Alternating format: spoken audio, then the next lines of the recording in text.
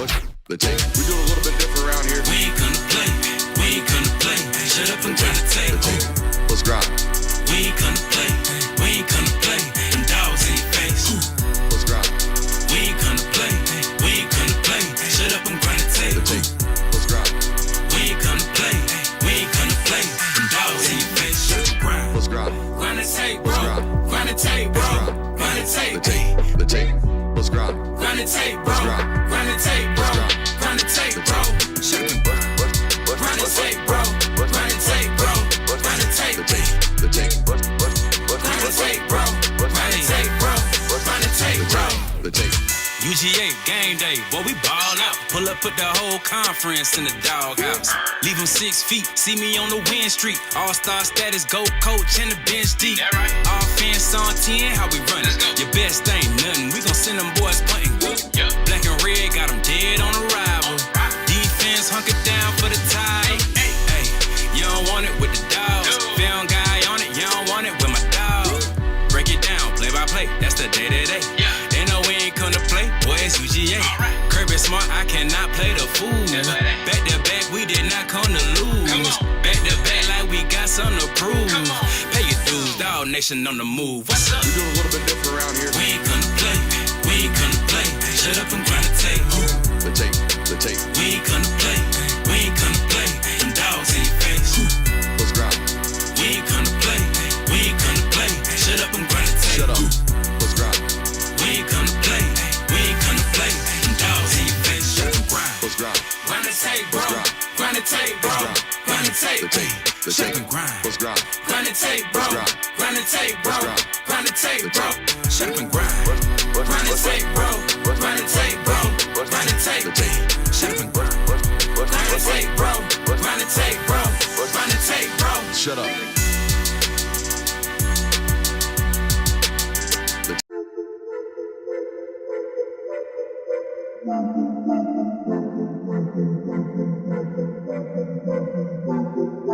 Welcome in, ladies and gentlemen, to MBR, or as we like to call it around here, Nothing But Rants, the show where I find topics that I'm oddly passionate about and I pontificate upon them. These are not hot takes, but rather takes that I'm hot about.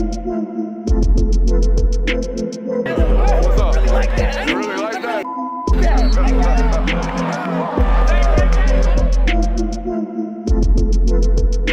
Let's shut up and grind some tape. What is up, ladies and gentlemen? Welcome in to the Film Guy Network on a fabulous Monday evening. We got a loaded show for you guys as per usual. Hope you had a great Easter weekend. I know I did. I know there was a lot of news and notes coming out of the weekend, and obviously we're going to hit on those guys tonight, or those things tonight. We got spring game recaps for you. A couple spring games played over the weekend. We're talking about some news and notes out of those games, some intel out of those games. Lane Kiffin, guys, out here on a media tour. I mean, I'm expecting Lane Kiffin to pop up on stage with Taylor Swift soon, to be honest with you. He is hitting all of the premier media tour stops, and he is leaving quotes to be had out of those media stops. We had a hostile negotiation tactic pop into the portal over the weekend. One of those, hey, I'm finna leave, only for the fan base to trash the young man's name in the replies of that announcement, only to come back to that so-said school. David Stone, a former 5-star, making news and notes this weekend, and much more. But I want to start tonight's show with what is official now, right before the show, about 30 minutes before the show. Guys, we have our first official trade in the world of college football. Can you believe it? We've reached the day and age of college football where teams are essentially trading players back and forth with one another. It's an interesting world we live in right now, and obviously it's not a formal trade like, here, we'll give you this player, you get that, but it kind of worked out that way. Obviously, I'll let you be the news breaker since we haven't explicitly talked about it. I was about to say, I would imagine people that are showing up tonight already know of the news. If you haven't already, obviously Nico Iamaleava committed to UCLA over the weekend. All right, they just signed Joey Aguilar, a transfer quarterback from App State, back in December. Okay, so now Joey Aguilar, who just got to UCLA and went through all of spring practice, entered the portal today looking for a new home. it makes sense that the two would pair one another up, right? Tennessee needing a quarterback desperately. Doesn't look like they were kicking the tires very hard on Steve Angeli, the transfer out of Notre Dame. There's not a lot of options in the portal right about now. So I'm not going to say settle, but they settle on Joey Aguilar out from UCLA. Again, spent 2 years at App State after spending time in junior college. Okay, it's a kid out of California that went the JUCO route, balled out, ended up at App State, and balled out for 2 years at App State. However, the first year was a whole hell of a lot better than year 2 at App State. Okay, he threw for about 3,700 yards on 67% completion percentage, or north of 60% completion percentage in year 1. I think it was 33 touchdowns to 10 interceptions in year 1. Year 2, not so great. Threw 14 interceptions, okay? Fewer touchdowns, fewer yards per attempt, fewer completions, okay? All the way down. But that being said, App State was all the way down in year 2 with Aguilar out there. There's a reason why the head coach at App State was indeed fired after the 2024 season. Obviously, they hired Dow Loggins, the offensive coordinator at South Carolina. So, boys, I guess the overall arcing point and the talking point about this topic is going to be who won the trade. If you were to consider this an actual trade, who wins it? And, oh, by the way, there's a kicker involved. So let me just lay it out right here. Who is the winner of the first ever college football trade? Here's what Tennessee did, right? Instead of paying $4 million for Nico, because that would have been the price to maintain or obtain him, right? They get Aguilar for, let's call it $1 million. Reports are it was 7 figures less than the 2.5 they were already on the hook for Nico. So let's just call it $1 million, all right? They spend $1 million on Aguilar, get rid of Nico for what would have been $4 million. UCLA on the other end, right? Instead of paying Aguilar, let's call it $500,000. They probably paid him $500,000 to leave App State to come to UCLA. That's what we're going to at least guesstimate it at. Now they get Nico for, let's call it $2 million. Okay, so they go up $1.5 million and get Nico instead of Aguilar. But here's the kicker. UCLA is very obviously going to have to now take his brother, Madney Iamaleava, who just hit the portal from Arkansas. An even more interesting story because he decommitted from UCLA on signing day, only to flip to Arkansas. Now, I guess we're going to get the football version of the Ball brothers with the UCLA Bruins. Hopefully, one of them doesn't get arrested in China for shoplifting. So I would imagine that UCLA's deal with Nico is just a straight up, this is what we're paying you for 1 year.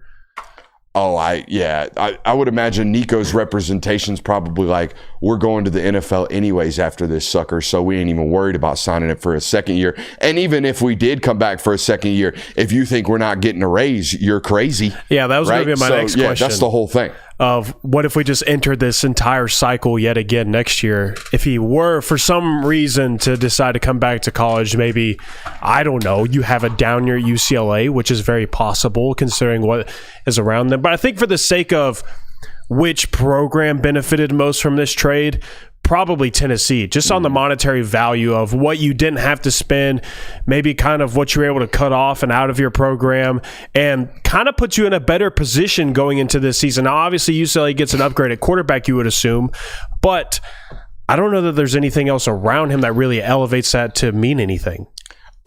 Do we know for a fact they got a better quarterback in Nico? I don't know. I know they have one that's not going to turn it over as much as Aguilar, but Aguilar's got almost 30 career college starts at the Power 4 or at the Division I level. Like, he's played a lot of football. He's thrown for a lot of yardage. And like I said, he's turned it over a ton. 24 interceptions in 2 years, 14 coming last year. So I don't know if they got much better at the quarterback. Did they get $2 million or $1.5 million better at the quarterback position? Because I don't think they did. Nothing indicates that they did.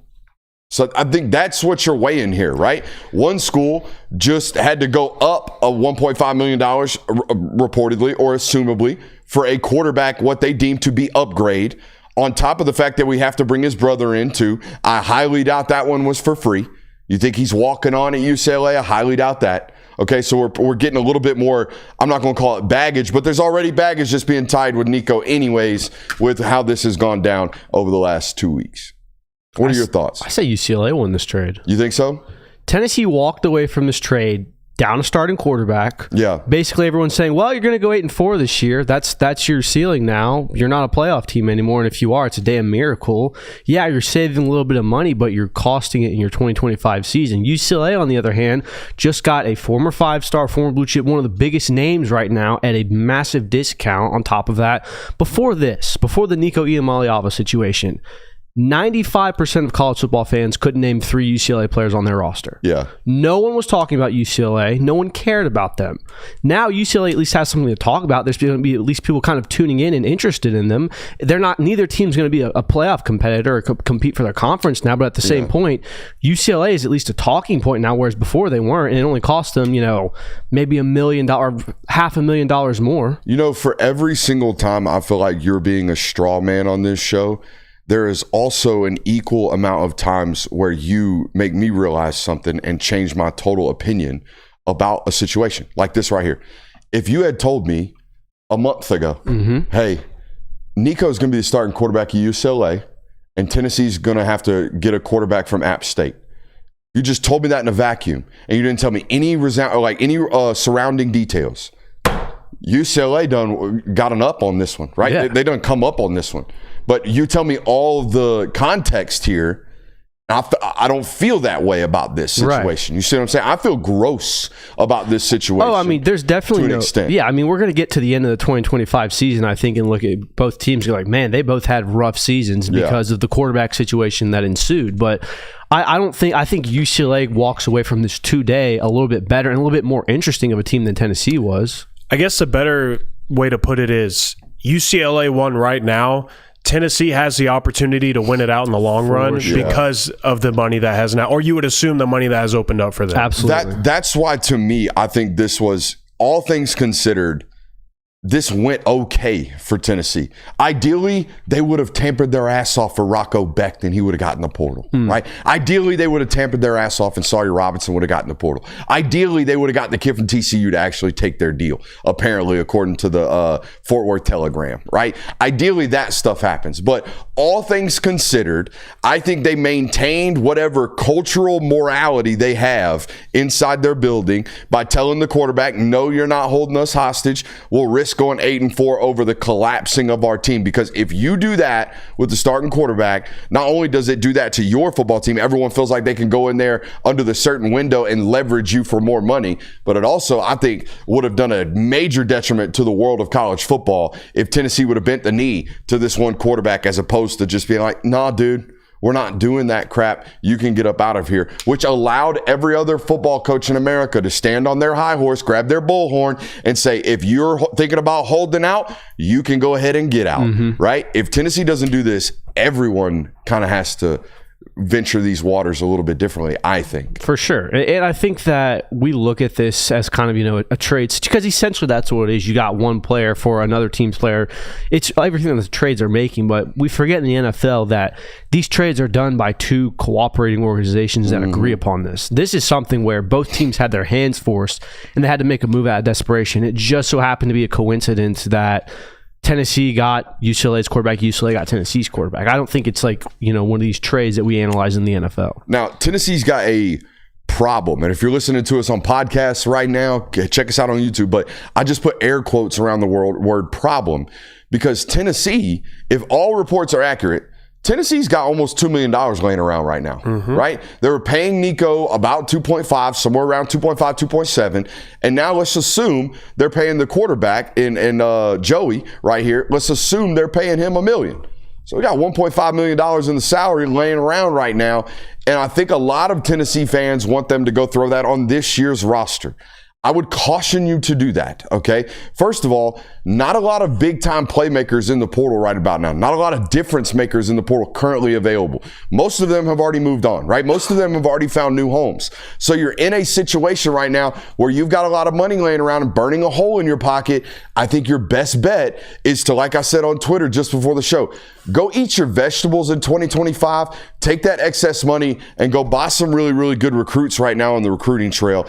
I wouldn't be out here trying to oh, there's a decent mid-major All-American last year, started in 9 games as a true freshman. Maybe he's good enough to play here. I wouldn't be taking too many stabs at that. I'd be going and getting the blue chippers out of high school that we can develop. We've already kind of kicked the can on 2025 mentally, I would think.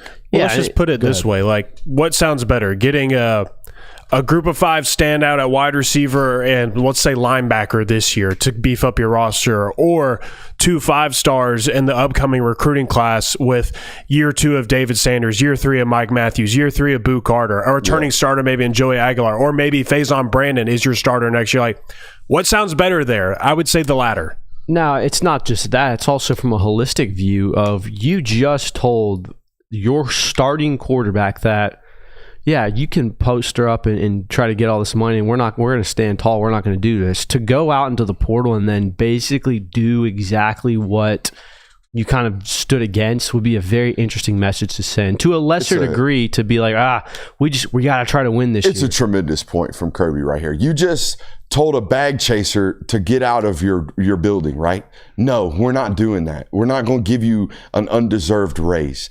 And now all of a sudden, you're going to go take that money that you didn't give that guy, and you're going to go try to get bag chasers off of other people's rosters to come join yours for a bag?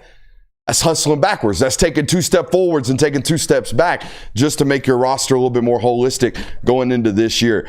I don't think anyone, now the problem with this statement is I don't think anybody on paper looks like a national champion going into next year anyways, but I don't think anybody would have said Tennessee's firmly entrenched in the top 6, even with Nico on their roster last year. I think they would have had to have some breaks fall their way. I think a wide receiver room would have had to develop into something that they're not currently on paper right now, even with Nico. I think best case scenario, they were a 10-2 team on paper last year or this year with Nico. And that was a lot of projections at the quarterback position from me. All right.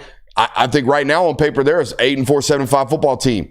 Ain't a lot right now in the portal that's going to go make you a 10-2 football team. Not for $2 million. Go throw that money on the recruiting trail right now. I mean, I can't think of a spring portal edition off the top of my head. There might be one where a player adds there in the spring, and it's like, oh, that was the difference maker for them winning a national championship. And that's what you need right now. You don't just need like a solid starter. Yeah. We've had plenty of those. You need a difference maker that is going to accelerate your team. There isn't that in the spring portal window. Eric29 says it's not the money we didn't want to give Nico. It's the money we already committed to Nico. Exactly. So I'm saying I am under the impression that my man from UCLA right here, Joey, is getting $1 million, around $1 million, and you were committed to 2.5. You got $1.5 million. Let's call it $1 million. You got $1 million laying around. All right, on top of whatever you were projecting for 2026. I would be out here telling Savion Hyder, hey, your upfront money that we were going to give to you before April 26th comes down, or before this ruling comes down between House versus NCAA, it just increased. Hey, maybe we can talk Tristan Keys into getting out of that LSU commitment right about now if we just grease that up just a little bit more. That's all I'm saying. Now, I mean, that could be an interesting issue that you come into if you get all these current starters right now coming to you next year and saying, hey, we all know what happened with Nico. We know that there's another $1 million. Would y'all give that money to the soup kitchen? I want mine. And you kind of run into similar situations. And to the point where you can tell one starter, maybe 2-star, like, hey, kick rocks, we're not paying you. Yeah. If you get 5 or 6 line up at your door, they're like, hey, I want to get paid, you might have a problem.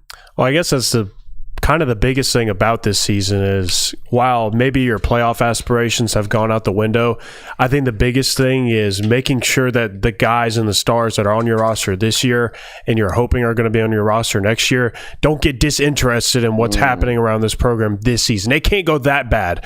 If it is 7-5, it's got to be as 7-5. It's like, don't worry about this year. Like, we're still setting it up for next year to where it isn't Mike Matthews, Boo Carter, and David Sanders busting down Heupel's door at the offseason saying, we're out of here, coach. Like, we can't do this. All right, I got a suggestion to Coach Heupel. I'm seeing in the chat right here, Merklinger already got a $200,000 raise and is asking for more. Hey, Hype, if you're listening right now, you got to button your building up, man.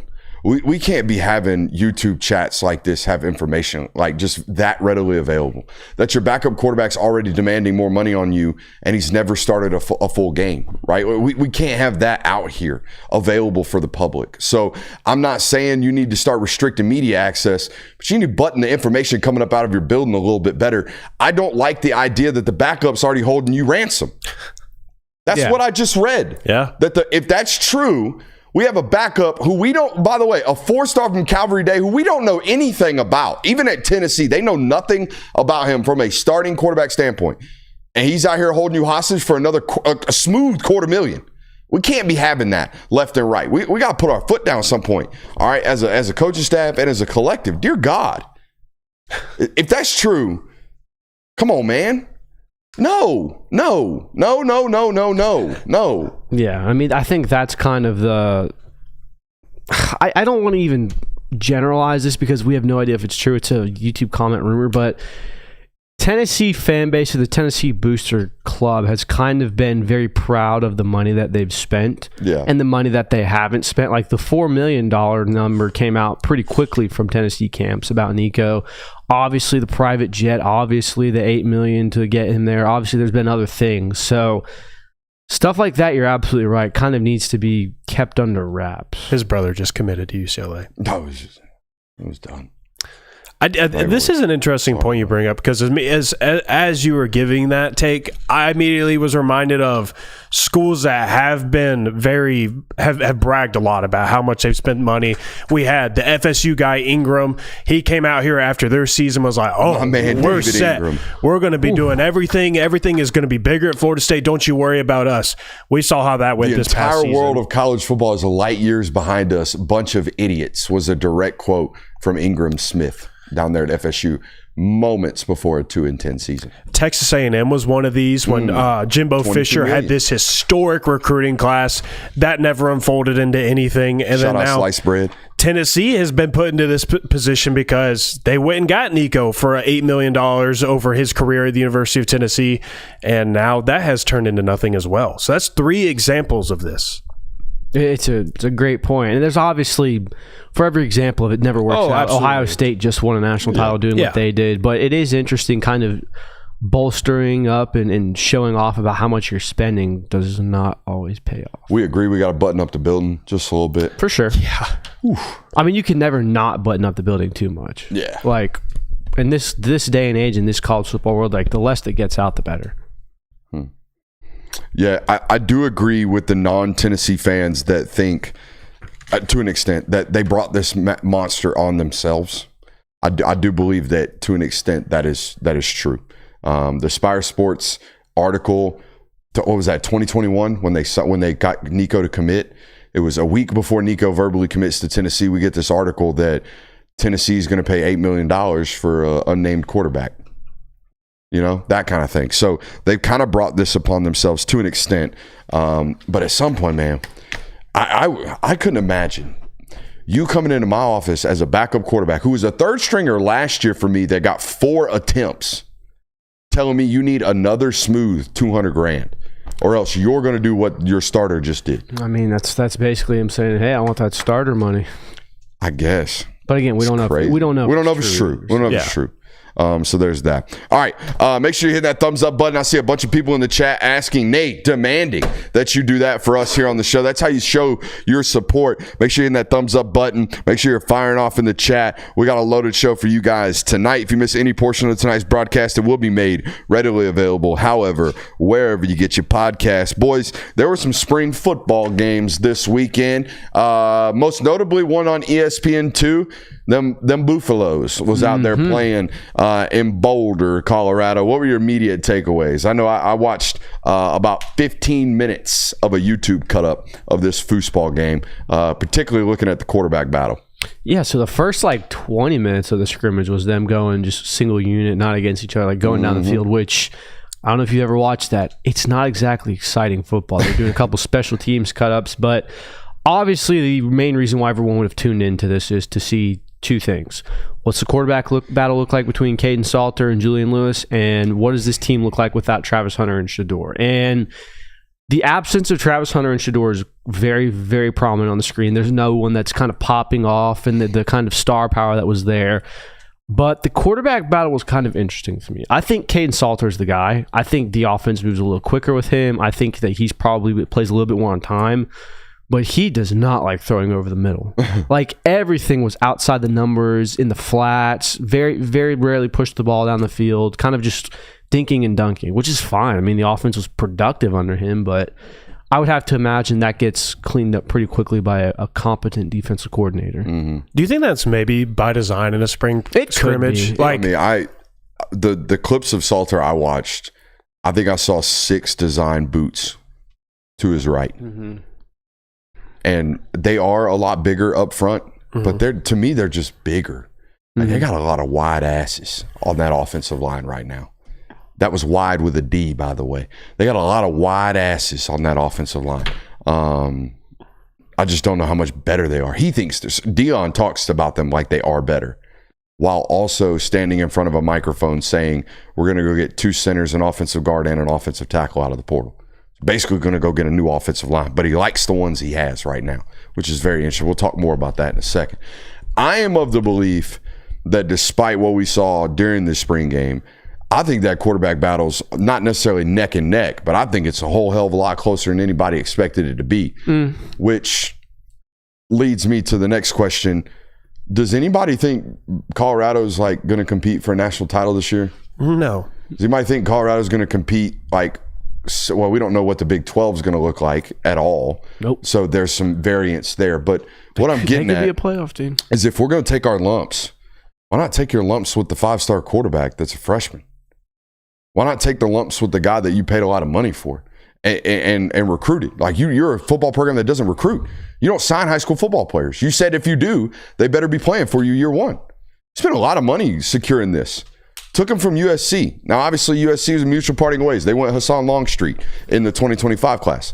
But if it's neck and neck, you play the freshman and you take your lumps and you're better in year 2 and year 3 and maybe year 4 because of it. I guess the only contradiction to that is because of the world of college football that we live in, you have money tied up in everybody. And while you also recruited and you paid Julian Lewis to come to your football program, you also recruited and paid Caden Salter to come to your football program as well. And I would imagine that a guy like Salter, if he didn't feel like that this was going to be ending up in his favor, he probably would have been somebody that ended up in the spring transfer portal, in my opinion, at least. Yeah. Now, he could be one of these situations where he doesn't really care. Like, he may think that this is just the end of the road for him, but it doesn't appear that to be that way for me going from Liberty to Colorado. Like, that very much so feels like a move to me of we're trying to make some type of next step that helps us get to the next level. Yeah, and I think that this idea of, kicking it down the road and kind of waiting and, wait for the window. We were talking about last year how Tennessee's national championship window was this year. They just lost their starting quarterback. Like, nothing is promised tomorrow.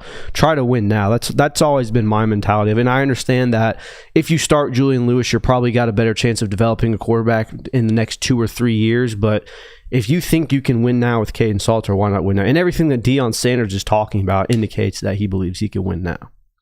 I mean, I get the idea of, we need to think about the future, but it's at the same time, like, you need to win now as well. What's the worst thing that could happen to Colorado's quarterback room? One of them transfers and the other gets injured. Not one of them transfers. Julian transfers. That is the worst case scenario for Deion Sanders at Colorado. I think you could make it nice and simple. And I kind of think back to what Kirby Smart did his first year at Georgia of, you got a veteran guy who transferred into your program, and then you have this true freshman, 5-star, highly touted quarterback that you recruited to your roster. You started the season with the veteran transfer, and Grayson Lambert probably kind of felt like, hey, we are going to be taking lumps this year. Insert the 5-star freshman. We'll do it with that guy moving forward. You could very easily do it this year. The same thing with Caden Salter of, we'll start him, and if it's very clearly going the other direction, then Julian Lewis is now our starting quarterback. This is why I think it has an opportunity to go, quote unquote, the other direction. Because when your head football coach comes to the microphone after a spring game 4 months before they're set to play their first football game and says this, when asked about his potential portal additions, this was a direct quote. I typed this out after the game. I'm after one tremendous defensive tackle, another linebacker or two, 2 safeties, probably 3 corners, 1 wide receiver that's a grown man, that's a dog. I need one of those. A couple of running backs, a tight end, maybe a guard, probably a tackle, maybe 2 centers. Coach, we play in 4 months. You just talked about, like, basically getting an entire new roster. I don't think they're as well put together as most people think. And I think this is kind of what we're gonna see what Deion Sanders is made of, because the turnaround in Colorado, the 2 years you've been there has been great. How much of that was attributed to you had the greatest two-way player in college football history and a very, very solid first-round NFL quarterback, most likely? Like, how much of that got you to where you are right now? Because that quote kind of screams, I need better players everywhere I look. Yeah. Plus, he's still 17 years old. And when I hear that statement of, we need a whole new offensive lineman, we need another weapon, we need a whole new defense, that doesn't exactly sound like an enticing situation for either side. That's true. It was a whole nother reason to play the old guy. Yeah. Yeah, I'm with you. We don't want to be stunting any growth like we saw. I thought Nico's growth got stunted last year because they couldn't protect him. And he's a guy who hadn't played a ton of football. And he looked like that behind that offensive line for the first 4 weeks. And then even as they started to shore things up at Tennessee, he still had bad habits that were created the first month of the season when he felt like he was running for his life. How about some Friday night foosball, boys? Some Friday night scrimmage up there in Columbia, South Carolina. Sellout crowd. Yeah, well, there was some trickeration on this. Did you see it? What was it? No. They only set them on half of the stadium so they could take photos to where it looks like it's I know. sellout. I saw and then the on other the side. Other side, it's completely empty. Do they do that because of the fireworks? I don't know why they do that. I would imagine that's why. They always do some big fireworks show. Yeah. So I bet they block off that. But it's also probably another reason of, we'll just stack them all on one side. Just stack them all over here and make it feel like a real big home game. Yeah. So and nice and loud coming from one area the whole time. Yeah. So they do if a WWE show doesn't sell out. They let you all come down to the ringside. WWE guy.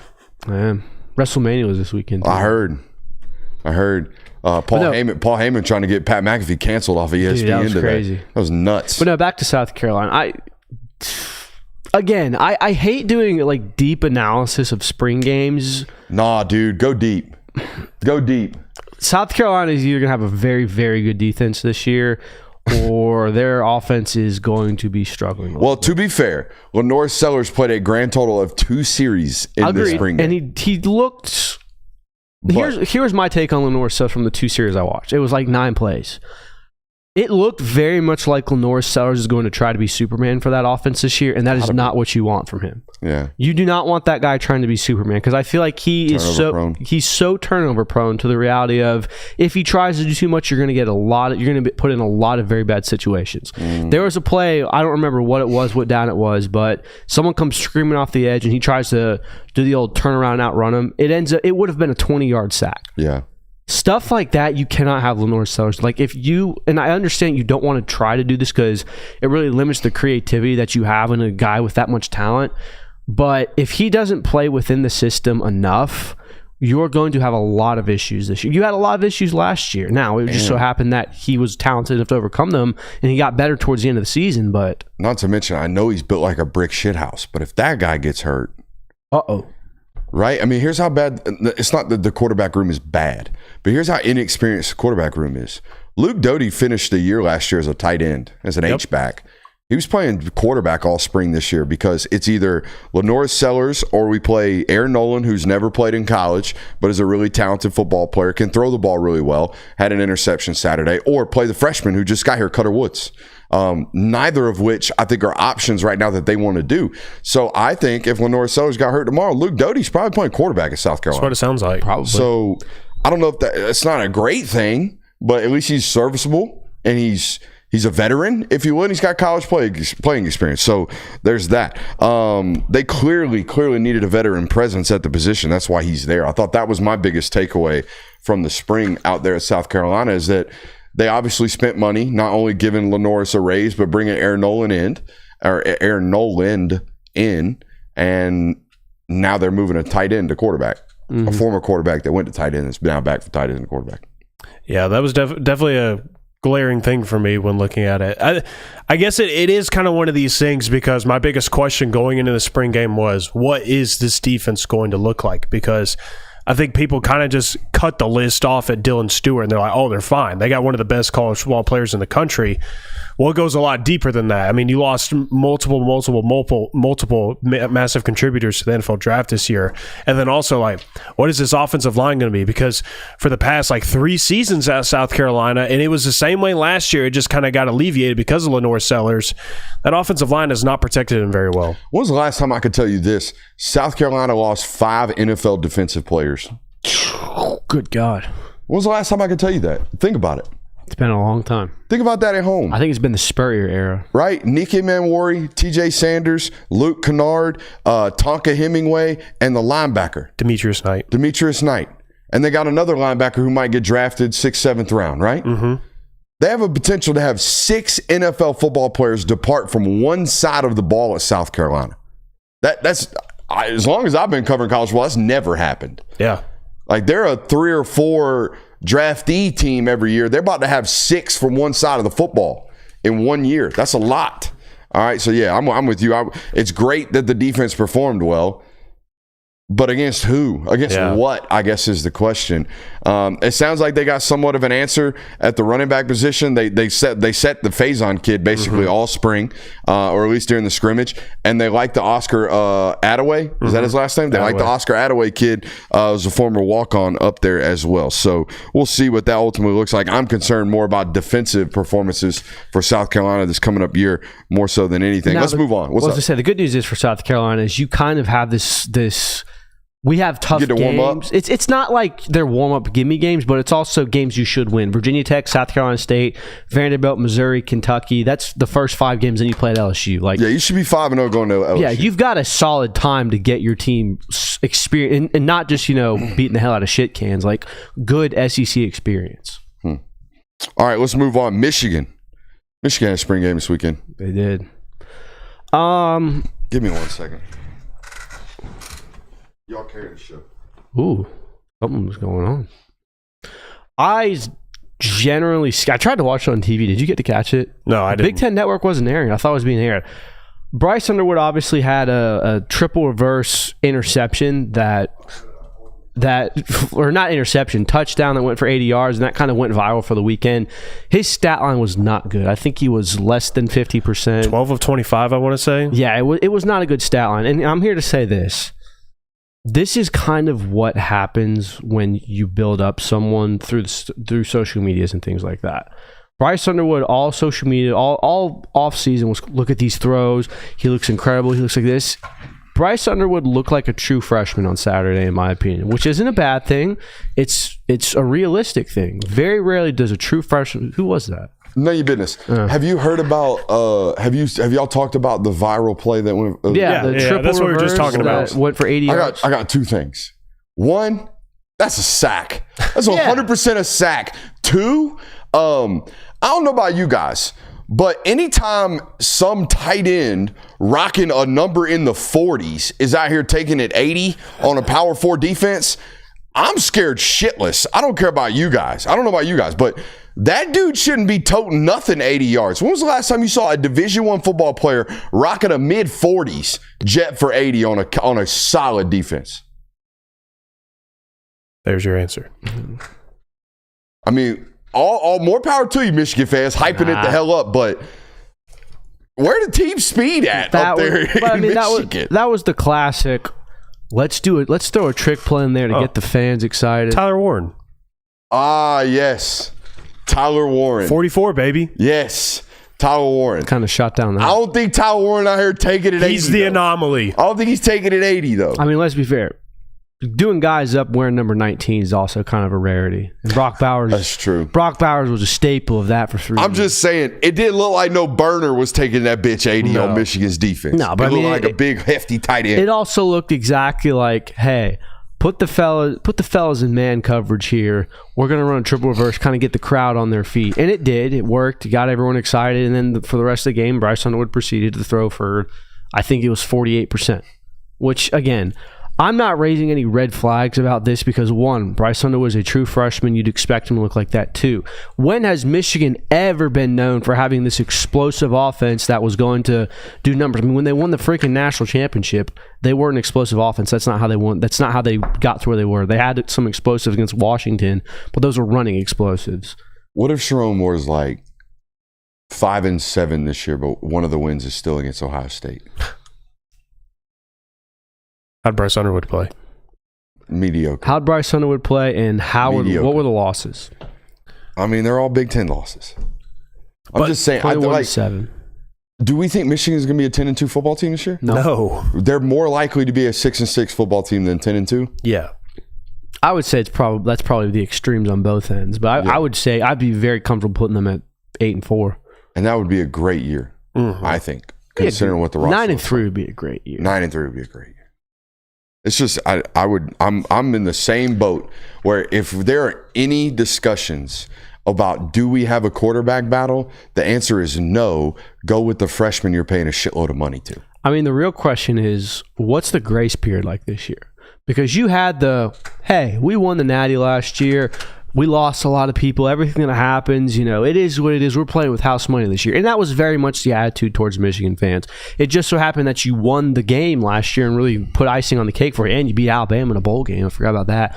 But the reality is now you're getting further and further away from that national title game. The Michigan fans are going to start expecting greatness again. I don't think they're going to sit idle and go, hey, 8-4 is cool with us consistently. I think you're probably going to get a little bit more pressure on Sharon Moore this year. Yeah, I mean, the $10 million price tag on Bryce Underwood probably means that, right? Mm-hmm. Or else Dave Portnoy's going to be a little hot. So is wife of Oracle rich man. Yeah. She's going to be hot, or maybe she'll just tell him to go spend $10 million on whatever their next problem is. We got Bryce, now we can't block for him. Or we can't do whatever. Let's just go buy whatever. We have no need. Receivers. Yeah. Should be interesting, though, nonetheless. All right. Any other spring games we need to talk about?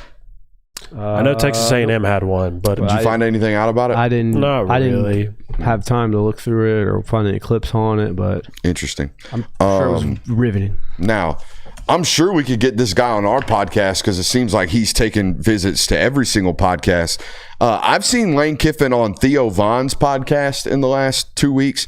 Then he went and did The Pivot with Ryan Clark and all those guys. I'm very, very surprised I haven't seen him already on Josh Pate's series. I'm sure he'll be sitting down with him very soon. I'm sure he'll go on 3 and sit down with our man Pikel. And he's doing the full car wash. I'm sure maybe we can get him to stop by here and talk to us for a little bit. But in the midst of the car wash, he's leaving quotes left and right for folks like us to be writing about, like the one he delivered recently when asked about Carson Beck. Now, for some reason, and I like Ryan. Ryan does good work. But for some reason, Ryan Clark, every time the Nico story gets brought up, feels compelled to blame it all on Mario Cristobal, as if Mario Cristobal is the sole reason that Nico decided I'm going to hold out for $4 million, because apparently Mario paid Carson $4.5 million, so that gives every quarterback the right to go in and demand $4 million. That's Ryan's opinion. So the comment gets made, hey, what do you think about Nico? And then Ryan stops the conversation and lets everybody know that it's only happening because Mario paid Carson $4.5 million. And then Lane stops the conversation with, they gave him how much money? Did they not see him play against us? Which allows everybody to then laugh at Nico's performance or Carson's performance against Ole Miss.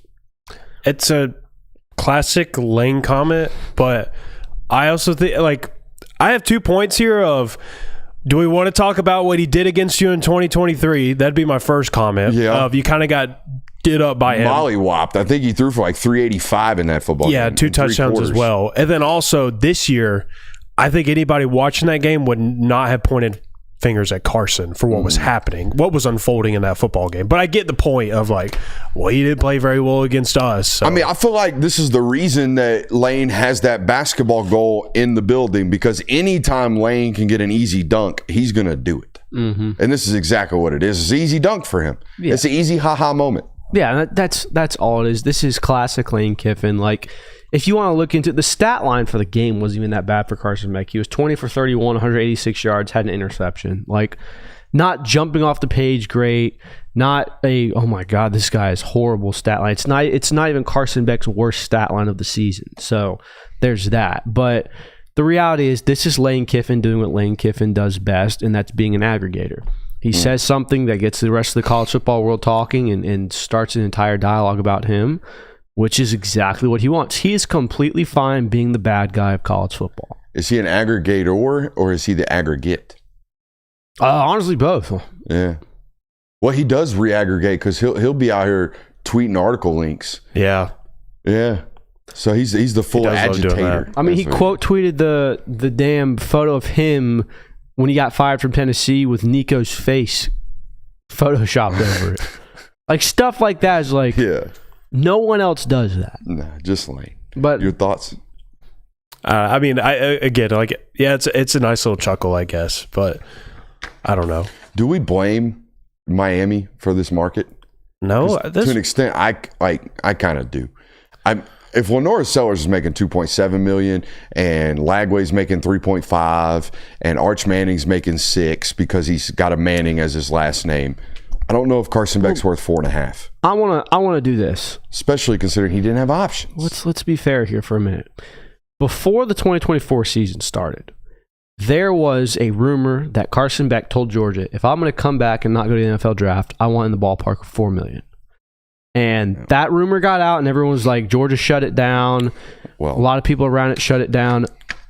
Are we sure it was $4 million, or does the agent keep floating that number out, saying this is what I want my quarterback to be worth? I know the culprit of that original rumor in the Georgia space. Right, and who's to say that? Do you not think it was the start this time around?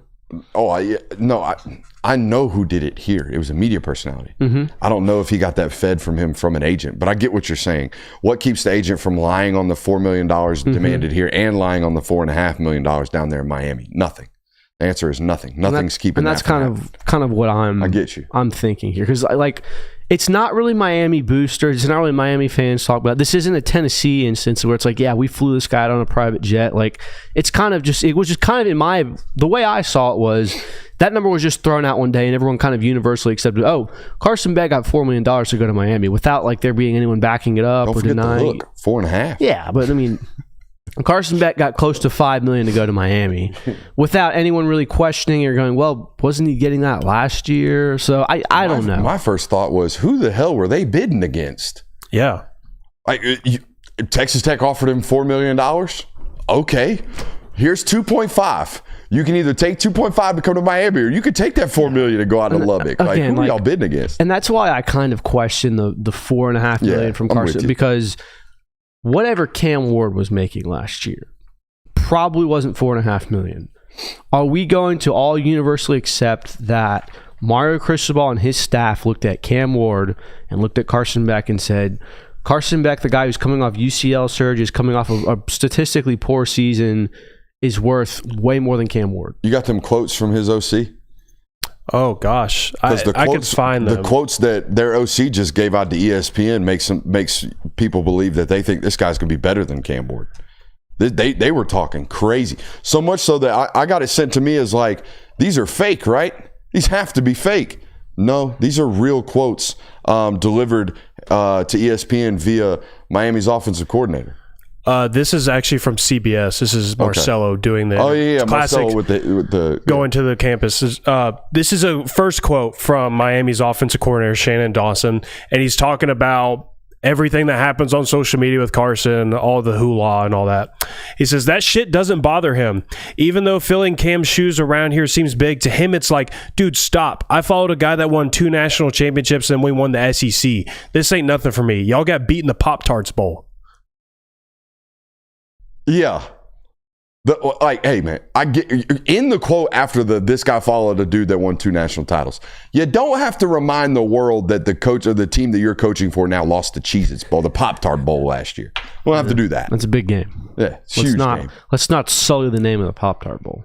I think the Pop-Tart Bowl took a noticeable hit this year. What do you mean? I don't think it had the pop. I don't think it had the pop. Bro, it definitely did. No, I don't think it did. Pop-Tarts were stripping before the game. I don't think it had the pop. That shit was elite. No. It had the tart. I don't think it had the pop. This is a pun, and I'm not going to allow it to take place. That game was legendary. Now, when was it we started coining the term hostile negotiation tactics?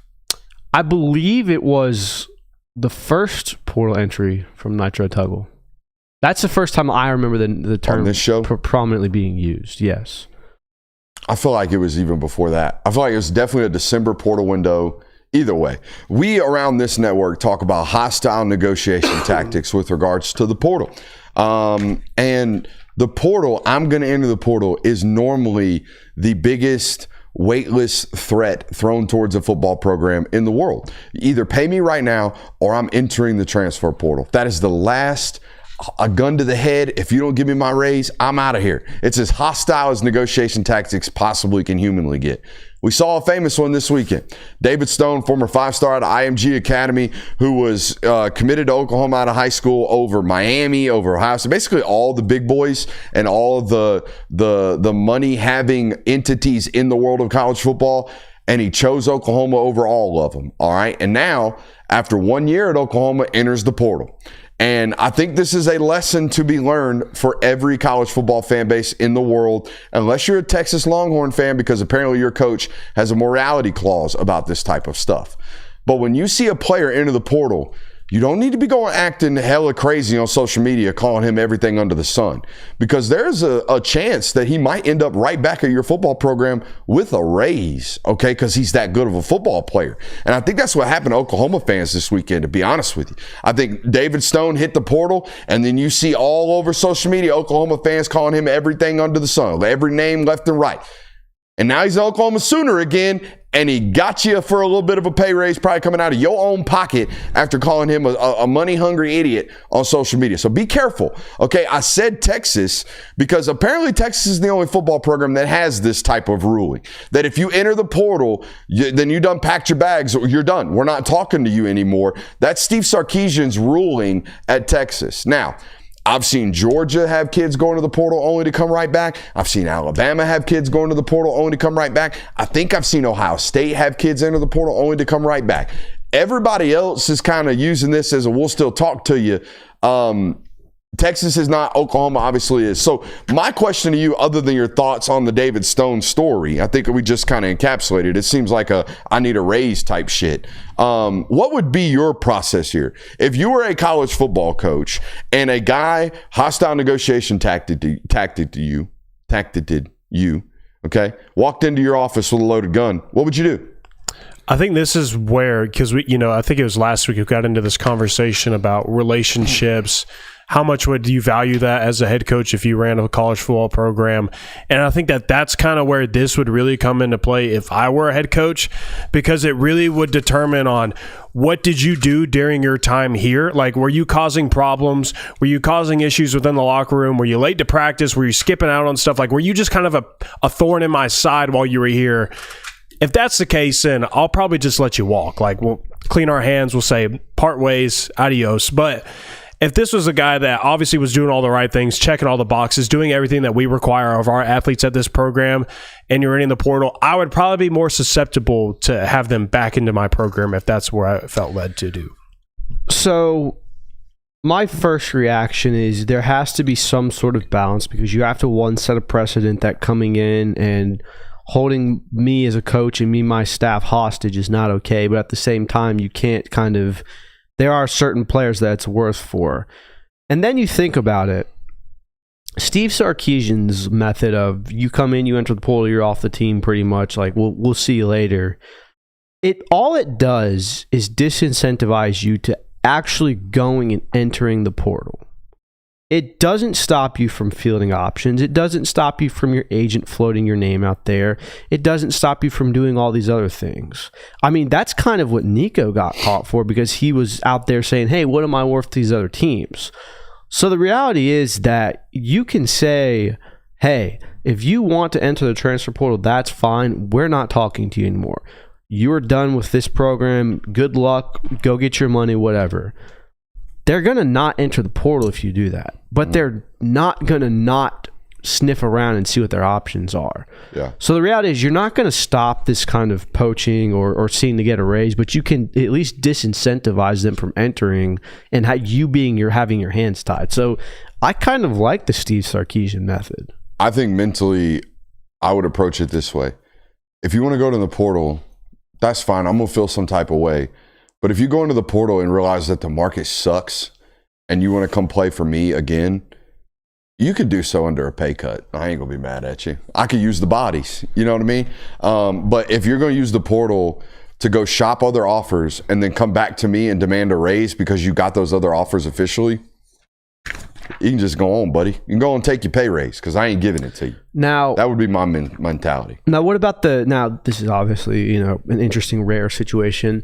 What about the situations where the coaches come and sit you down and say, hey, listen, we don't really have an avenue for you to kind of start here. We don't there's really not an avenue for you to get on the field for us. We would say you would be better suited to enter the portal. Yeah. And that which happens, by the way, all the time. Well, very frequently. Player X goes and enters the portal and says, you know what? Playing for this school is my dream. I'm not really getting much offers out there. I want to come back. Mm-hmm. Is that something that they're willing to take you back then? Yeah. I mean, I would, prime example. This is a local point here, but it's the same thing. Had Nyland Green just not wanted to go to Purdue, I think they would have taken him back. And he would have been a special teams demon, and they would have been extremely happy with him and awfully happy to have him back. But some of these other situations, I don't think so. Does that make sense? Yeah. But if you're at the point where you're recommended and that a player leave your program, you've already mentally cut that loss. Yeah, you've already mentally cut it. And if it comes back, it's an additive. It's just an additional body on the roster, which right now we're getting into a really funny predicament because of the 105, which takes us to our next topic. If you don't know, most football teams are preparing to go to a hard, tight 105 by the end of fall camp. Okay, a week before your first football game, you have to report to the clearinghouse your exact 105 members of your football team that will be playing on your roster that year. So most of these college football programs are at about 140 bodies right about now. If you go out to practice, there's 140 dudes standing around. So that means about 30, 35 of them need to get cut. They need to get gone. So how are we going to do that? What are we going to do? We just going to let these guys' football careers just kind of die out, most of these which are walk-ons. I thought Matt Rule, like normal, had a tremendous thought about this, right? He's got a very large portion of his roster. He said about 40 to 50 guys that might not have a home in college football in about 2 weeks. So what they're going to do at Nebraska, apparently, and I don't know if this is going to get approved, but what he's trying to do is get these guys basically a second spring scrimmage to practice and get game film of them scrimmaging and allow them to go use that to maybe land at another stop. That's a great idea, Matt. That's so generous of you. Why didn't you do that for your first spring scrimmage? Yeah, why don't we put the first one on when TV we had then, the opportunity to do that before the portal entered? And well, we don't want 70 to 105 getting poached, but you can take 106 to 155. Go ahead. Well, I mean, that kind of thing. Yeah, but like put those, then come out and do that. Like, yeah, it's a great gesture. It's a great PR move to say we care about these guys. We want to give them the opportunity.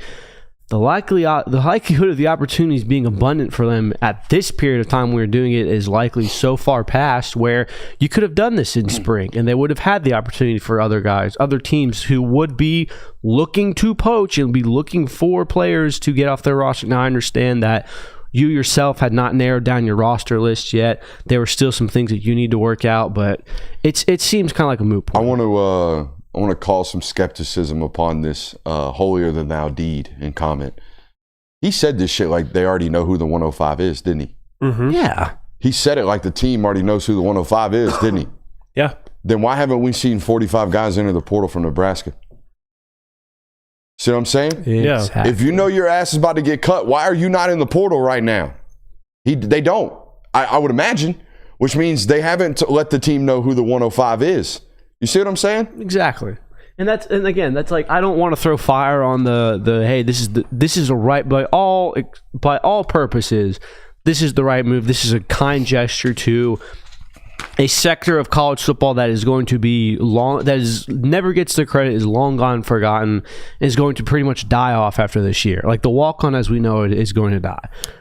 But at the same point, like I don't think you're really going to end up doing them as much favors as you claim to be doing or that people think you're going to be doing. Well, I think where this kind of turns into like a legitimate thing is when these preseason scrimmages start happening for these college football programs and you have two teams that are playing against one another, and it's basically going to be an NFL preseason game where, like South Carolina, hey, Lenore's 2 series, then we're turning it over to the rest of the guys, and eventually after the first 8 minutes of these football games, it's going to essentially turn into a tryout for who is making the 105. We're going to get a read on who is going to be on our roster, who's earned it, who hasn't. And then also while doing so, these other players that aren't going to make the roster, you're them going to have film of you playing against other college athletes for then other teams to look at and say, this guy could come play for us. You could find a home somewhere else, all the other stuff.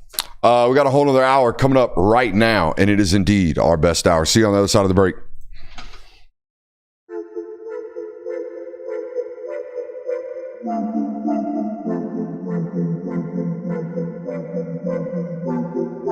Welcome into Talk the Dog, the show where we find a bone to pick and a take to give. These are not hot takes. These is dog takes. Can I talk that dog? What's up? You really like that?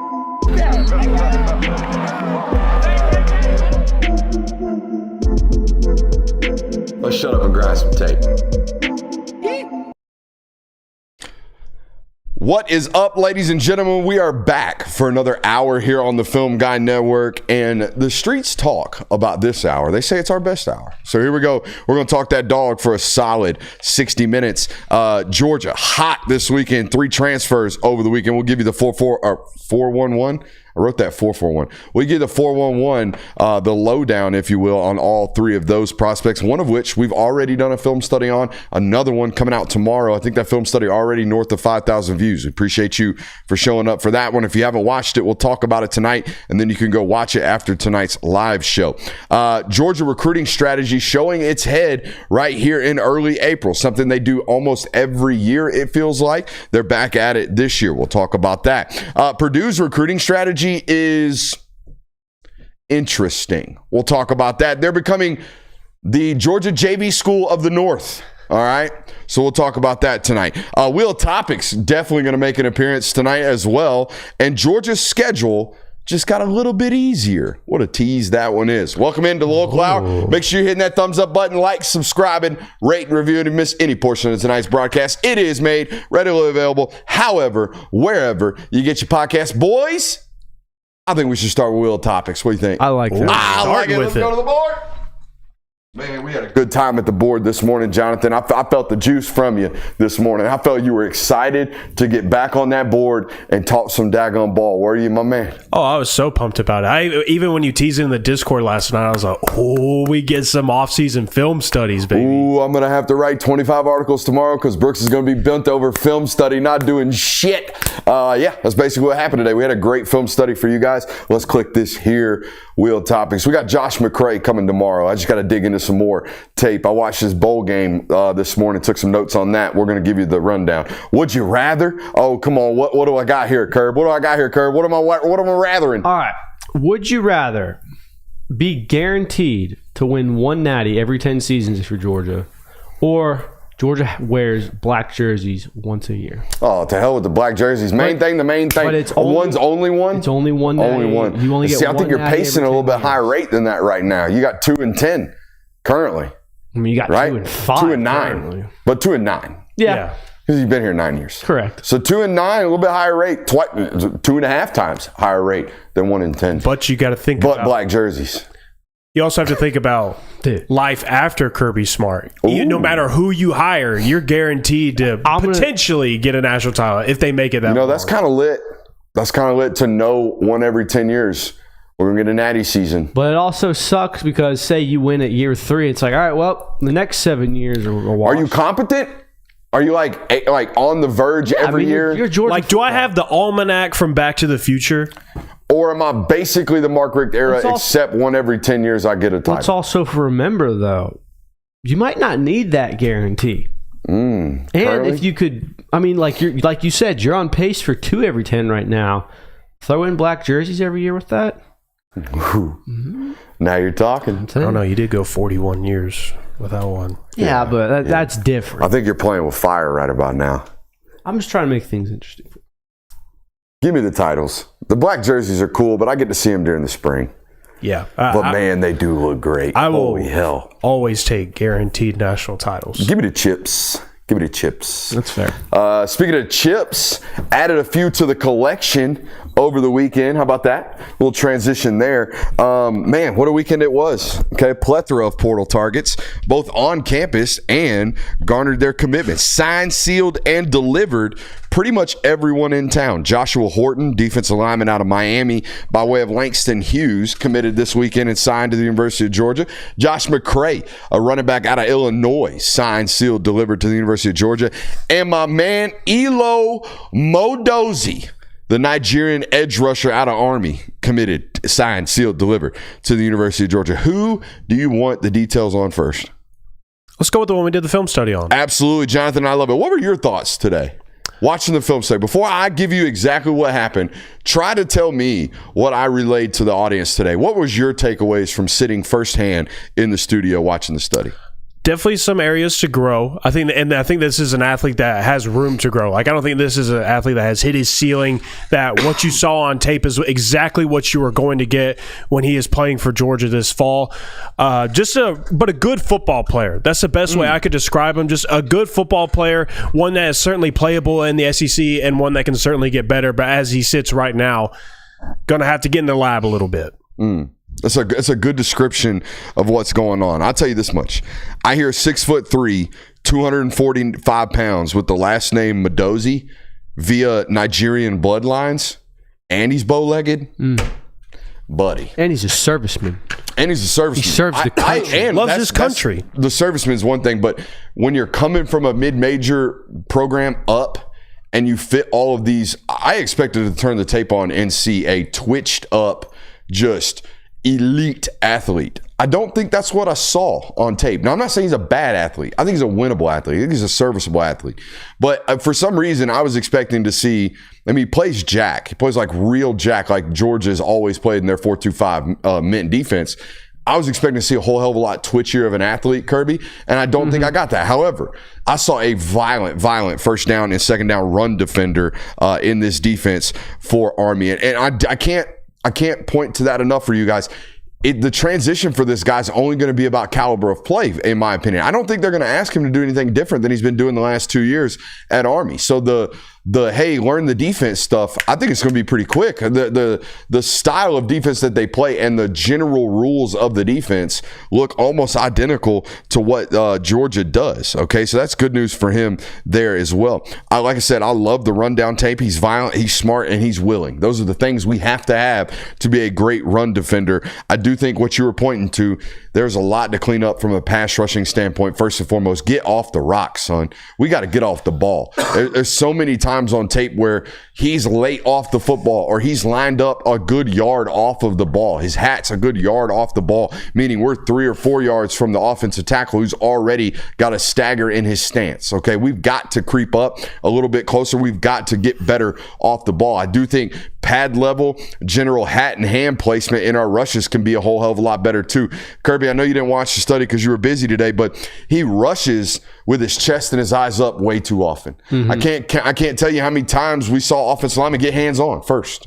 Okay, if I get hands on your chest plate, rep over. You got to start the whole rep over basically as a defensive edge or defensive pass rusher as soon as I get hands on. Now you've got to worry about disengaging my hands and then getting to the quarterback instead of disengaging my hands and getting to the quarterback off rip. We all understand that. So I think that's something that Coach Uzo Duribe is going to have to get cleaned up. Now, here's what I know about the building. The building was ecstatic to get this guy. Okay, they felt like they had to have him. This was I got 2 names. We feel like we got to get Bo Atkinson. I don't think they're going to get him, and the Elo kid, who they did get. And I felt like Josh McCray was one of these must-haves as well, and they landed him today. It sounds like the Elo kid yesterday is someone where it's like, hey, we need to buy that. If we put them out there on the field, they are going to at least be productive. It's not an absolute liability, and I think that's what they got in this. And based on everything you guys have said, I mean, on third downs, I think they're gonna have to be a team-based pass rush anyways. They always have been. I think they could have used like a dynamic first-round caliber edge rusher. But, guys, they don't grow those on trees. If Mike Green were in the transfer portal instead of the draft right now, there you go. But that ain't the situation at hand. I don't think there is a 10-sack guy sitting in the portal right now, and I don't think this is it. I think this is a first and second down guy. If he replaces the run production of Chaz Chambliss to a 90% grade, this is a big-time win for the University of Georgia. And that's what I was going to say is I think the best way to put this is if you had told Georgia fans that you're going to get one more year of Chaz Chambliss on top of the guys that you currently have on your roster, you take that every day of the week because that's essentially what I feel like you are getting in this player with some more room to grow. A guy who can get even better and probably will get better as the season goes on. I'm good with it. Y'all should check out that study right now if you haven't already. There's a lot to learn there in terms of who he is as a football player and the areas to grow. Now, I studied Josh McCray today. We have not done the film study. We have not recorded it. We will be doing that tomorrow morning here in the studio, and it will be released tomorrow afternoon here on the network. So stay tuned in, stay locked in, hit that little bell wherever it's at on the network, okay, here on the channel. Make sure you're getting alerts whenever we update or upload new content. I studied it. Honestly, I hate to say this, I understand why he hit the portal. Yeah. And I think this is a football player who should have hit the portal even if nobody poached him. If nobody contacted you, I think you should hit the portal, and here's why. They already were running like a 4 running back system. If you look at their game logs from last year, they got 4 running backs north of 200 yards rushing, no running backs north of 600 yards rushing. That is a collective effort. That is not a premier back. That is not a you're our guy. We're going with you and we're going to feed you rocks. I think his career high in terms of rushing attempts is 22 attempts from his true freshman year. Okay, in which a career high, no shocker there. And it was against a really good Penn State football team back in 2021. I digress, or 2022, to come back to the overall topic. This is a guy who most of the year was getting premier totes. Like he was getting, if they gave out 30 rushing attempts in the game, he'd get 15. They'd sprinkle 10 to another guy. They'd sprinkle 5 and 5 between the last guys. He was the premier dude. And then the last game of the regular season, number 21, goes for 178 yards in their last game against Northwestern. And then all of a sudden you turn the spring game or the bowl game on, and I see the box score, and I see 12 for 113. And I think, all right, we finna watch Mr. McCray eat. No, I saw Mr. McCray get all the I ain't trying to do that type of chore work in the running back room. He was on the field in short yardage situations when the whole damn stadium knew he was about to run the ball on 3rd and 1, and he was in the formation on 3rd and 12 when the whole damn stadium knew he was about to pass protect, and somehow got to 113 yards.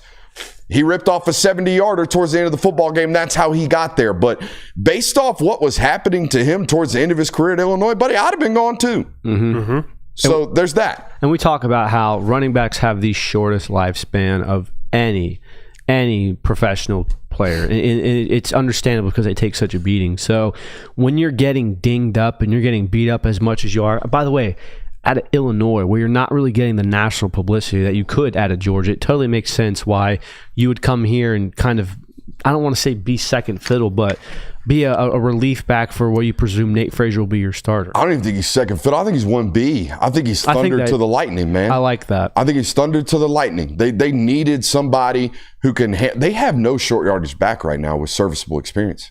True. They don't have one. Nate, I love Nate Frazier. Nate Frazier's a first, second, and third down back when we're not in short yardage. Mm-hmm. If the whole world knows we can hit Nate Frazier at -1, I don't know if he turns those into +3s. I know Josh McCray does. I've seen it over and over again. That's all he did. All he did was carry short yardage for 6 yards with dudes all over his back. This is exactly what this is the type of back that Georgia needed to add to Nate Frazier. They didn't need another. They didn't need one of those. They got plenty. But that's what I was going to ask is you talk about I would have transferred too if I was him, but that kind of felt like what Georgia was wanting him to come be for them, right? Yeah. Is we got Nate Frazier, but we need you to do all the other stuff. Yeah. We need you to be the short yardage guy. I'm going to go 12 for 78, I'm going to do it in the SEC. Makes complete sense. Yeah. If I'm going to go 12 for 78, I'm going to do it in the SEC for A pay raise, B, a promotional impact on what people think I am. You know, like you said, no national limelight at Illinois. I watched one Illinois football game last year, and it was Friday night. You got to be putting up Ashton Genty numbers to get the kind of respect that he's getting. Anybody talking about Illinois, it's Luke Altmaier talk. And them 12 personnel tights and old Brett Bielema. Just all the starting fights, nailing everything right there. Yeah. So yeah, I think it's a solid addition to a room, like I said, that needed that specific player. What do you think Chauncey Bowens thinks about this? Now, I'm not talking about Chauncey Bowens in front of a microphone. You come to Georgia, you expect to compete. I'm talking about what does Chauncey Bowens think about this? And if you get him by himself. This guy has 1 year left? No, he's got 1 year because he's played 4. He's played 4 years at Illinois. He's played 3 years at Illinois. 4, 2, 3, and 4. I'm pretty sure. I'll look it up, but go ahead. I'm pretty sure. Continue. Well, that would be my whole thing about this is because as much as I think Chauncey Bowens has impressed people during spring, he still feels like a guy that you got to still keep just giving carries here and there, letting him kind of figure out his groove because he got limited amount of playing time last year. So I think that going into this year, you want to build off of that, give him more opportunities. And we've seen it with Georgia's running back room before of even if there is a 1 and 2, you're still going to find room for the other guy to get reps. Played in 21. Redshirted in 2022, took a medical in 2023, played in the first 5 games, missed the rest of the season with an injury. Do you think we get that one back? I have no idea nowadays. I really don't Played know. as a junior. He could have either 1 or 2 years left, depending on whether or not he got a medical. Okay. My presumption would be he's a one and done type guy. Yeah. So, but if you're Chauncey Bowens, you're probably, I mean, it's probably not exciting news. I was about to say, I've been here 2 years now, and you've won and done me twice. Mm-hmm. You Trevor Etienne me last year, and now you're Josh McCray in me. Just like we brought it up in the initial conversation of why Georgia get a transfer running back of, don't you think Chauncey was kind of expecting Etienne to come back like the rest of us? Yeah. That's a good point. Again, like it may not have even mattered at all. Like this probably might have been the expectation to begin with anyways. Mm-hmm. It's definitely disappointing, but I think at the same note, you've seen time and time again, Georgia players, Georgia running backs in particular, kind of wait to get theirs. And when they get theirs, it becomes, prominent. James Cook was this. James Cook didn't really start until his 3rd year. Zamir White was this. There's been numerous. Kenny McIntosh was this. Kendall Milton was this. Like, there's been plenty of guys that have kind of had their growth stunted early in their careers after showing a lot of promise. But I don't think he's too torn up about it. One injury away. One injury away. All right, let's spin the wheel one time, and then after wheel topics, we're gonna watch the 3rd transfer portal edition from the weekend, Joshua Horton. All right. I forgot to remove we got 2 would you rather's on Yeah. there? Would you rathers? I got 2 would you rather's. Hit me with another one, Curb. This one comes from Hunter Lacey. Would you rather be guaranteed a playoff spot or have a 1,000-yard pass catcher? If you have a 1,000-yard pass catcher, you're probably in the playoff. Not necessarily. Give me a playoff spot. Yeah, give me the playoff. Playoffs. Guaranteed. I want to keep writing that article. Will Georgia have a 1,000-yard We did it this I weekend. want to keep writing that beat. You've gone to the playoff I want to keep writing 4 or that beat. 5 times without a 1,000-yard pass rusher before. I don't think this necessarily gives you anything. All right. Joshua Horton goes by Josh.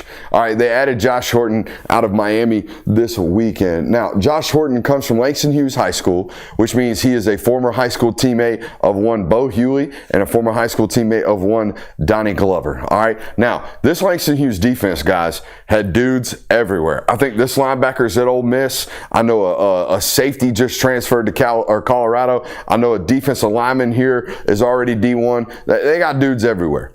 Having watched his football team in person several times during Josh Horton's career, I personally felt like the biggest, most violent, most physical football player every single down was Josh Horton. I love this kid coming out of high school. I understand why he went to Miami. Miami was willing to pay him at a rate that nobody else really was, per my sourcing. All right. So now he's in the portal. Now he's back at the university or with the University of Georgia. And I think at a very pivotal position, this is a 6'4", 285 pounder. All right. This is that defensive end body type / 3-tech / hybrid interior defensive lineman that they certainly needed. All right, and you'll see what I'm talking about with the violence. This is a big, strong, physical football player. Okay. Yeah, buddy. Ooh. Yeah, buddy. He a dog. All right. Ooh. Yeah, he's a dog. A really, really athletic 280 pounds. Okay. Even in high school, played a little 3-tech. He just swatted that ball out right there, by the way. Played a little 3-tech, played a little kicked out 4-eye, little defensive end. I was at this football game. Hey, who's that guy? I'm going to guess it's you. Who's that guy? Jeff Sintel. That is Jeffrey Sintel. Look at that handsome bastard standing back there shooting some photos. Yeah, it's Jeffrey Sintel. Hey, Uncle Jeff. Uncle Heffrey. Oh. Big shot right there. Big shot. Oh my gosh. Yeah, buddy. I'm telling you, I loved him coming out of high school. This is him against Gainesville in a state title game right here. Blow it up. Man. Give me that. That's a fumble recovery too. The amount of times he's dislodged the football, is that what you just said? Yeah. Is impressive, man. It's a playmaking dude. Oh yeah, we're gonna slam you. Bro, run that back. When your teammate animates you slam, watch 57. Boo! That's a good shot right there, Curb. Oh, a little overhand swim. We're going to punch that ball out too. That ball's on the ground. Jeez. Good Lord. Yeah, man. This was, you know what that means? You know what that tells me? I don't even have to see it on pads. He's got heavy hands. Mm-hmm. He's got really heavy hands. Very when I touch it, it hurts. Okay, so there's that. Skinny ankles on this Joker too now. Real skinny ankles. So he's clearly going to play the 3 technique. I think so. I think this is, hey, maybe we don't have to play Elijah Griffin as early and as often as we might have thought. All right, as good as it is for Elijah to be on the field, I do think we needed to add another twitchy, athletic, 3-tech body into the room if I were running the roster management side of things. I mean, this guy's got another ball on the ground. He's going to pick that one up. Don't tell me you're cribbing this. No, he's not cribbing. Oh, he's cribbing. No, he's not. No, he's trying. Throw him off. Oh, please. I thought he was going to lateral that shit. I thought he was going to lateral it. I was about to go nuts. So, I mean, this is a fairly young prospect. Yeah, he's a redshirt freshman. What's the likelihood? Twitchy 3 technique, very violent at point of contact. What's the likelihood that this guy develops into a Devontae Wyatt? I'm not going to say high, but I think that's that's what you're looking for. That's the ceiling. Now, you know who is going to be Devontae Wyatt? Who? 7 Cloud. That's who's going to be that. And they've already told me they think the best defensive tackle in the country in 2026 is 7 Cloud. And he's going to come to Georgia with God knows how many years of eligibility because of the Pavi rule. Yeah, I don't know either. I don't know how that's going to work. 23 with do his years at Butler even count? I would imagine some of them have to. I think I saw something where people were saying he still has like 3 years. It beats me, dude. That kid was a 2022 commit, 2023 commit. Yeah. 2023 commit. And then I don't even know if he finished with a high school degree, went to Butler, plays for 2 years.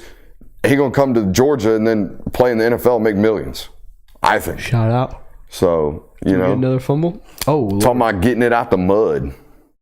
That's against Douglas County right there. Douglas County. Hey, Coach, Johnny White, if you're listening right now, don't ever wear these jerseys again.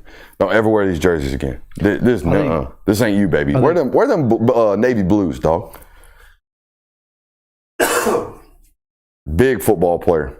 I like him. You guys like him? I like this high school team, that's for sure.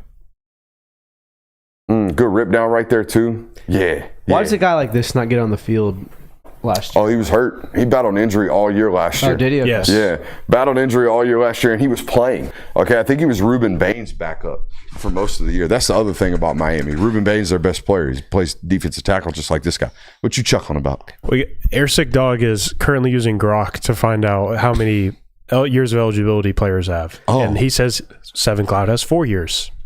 I wouldn't trust I wouldn't trust old Grok. It also said that McCray has 2 years left.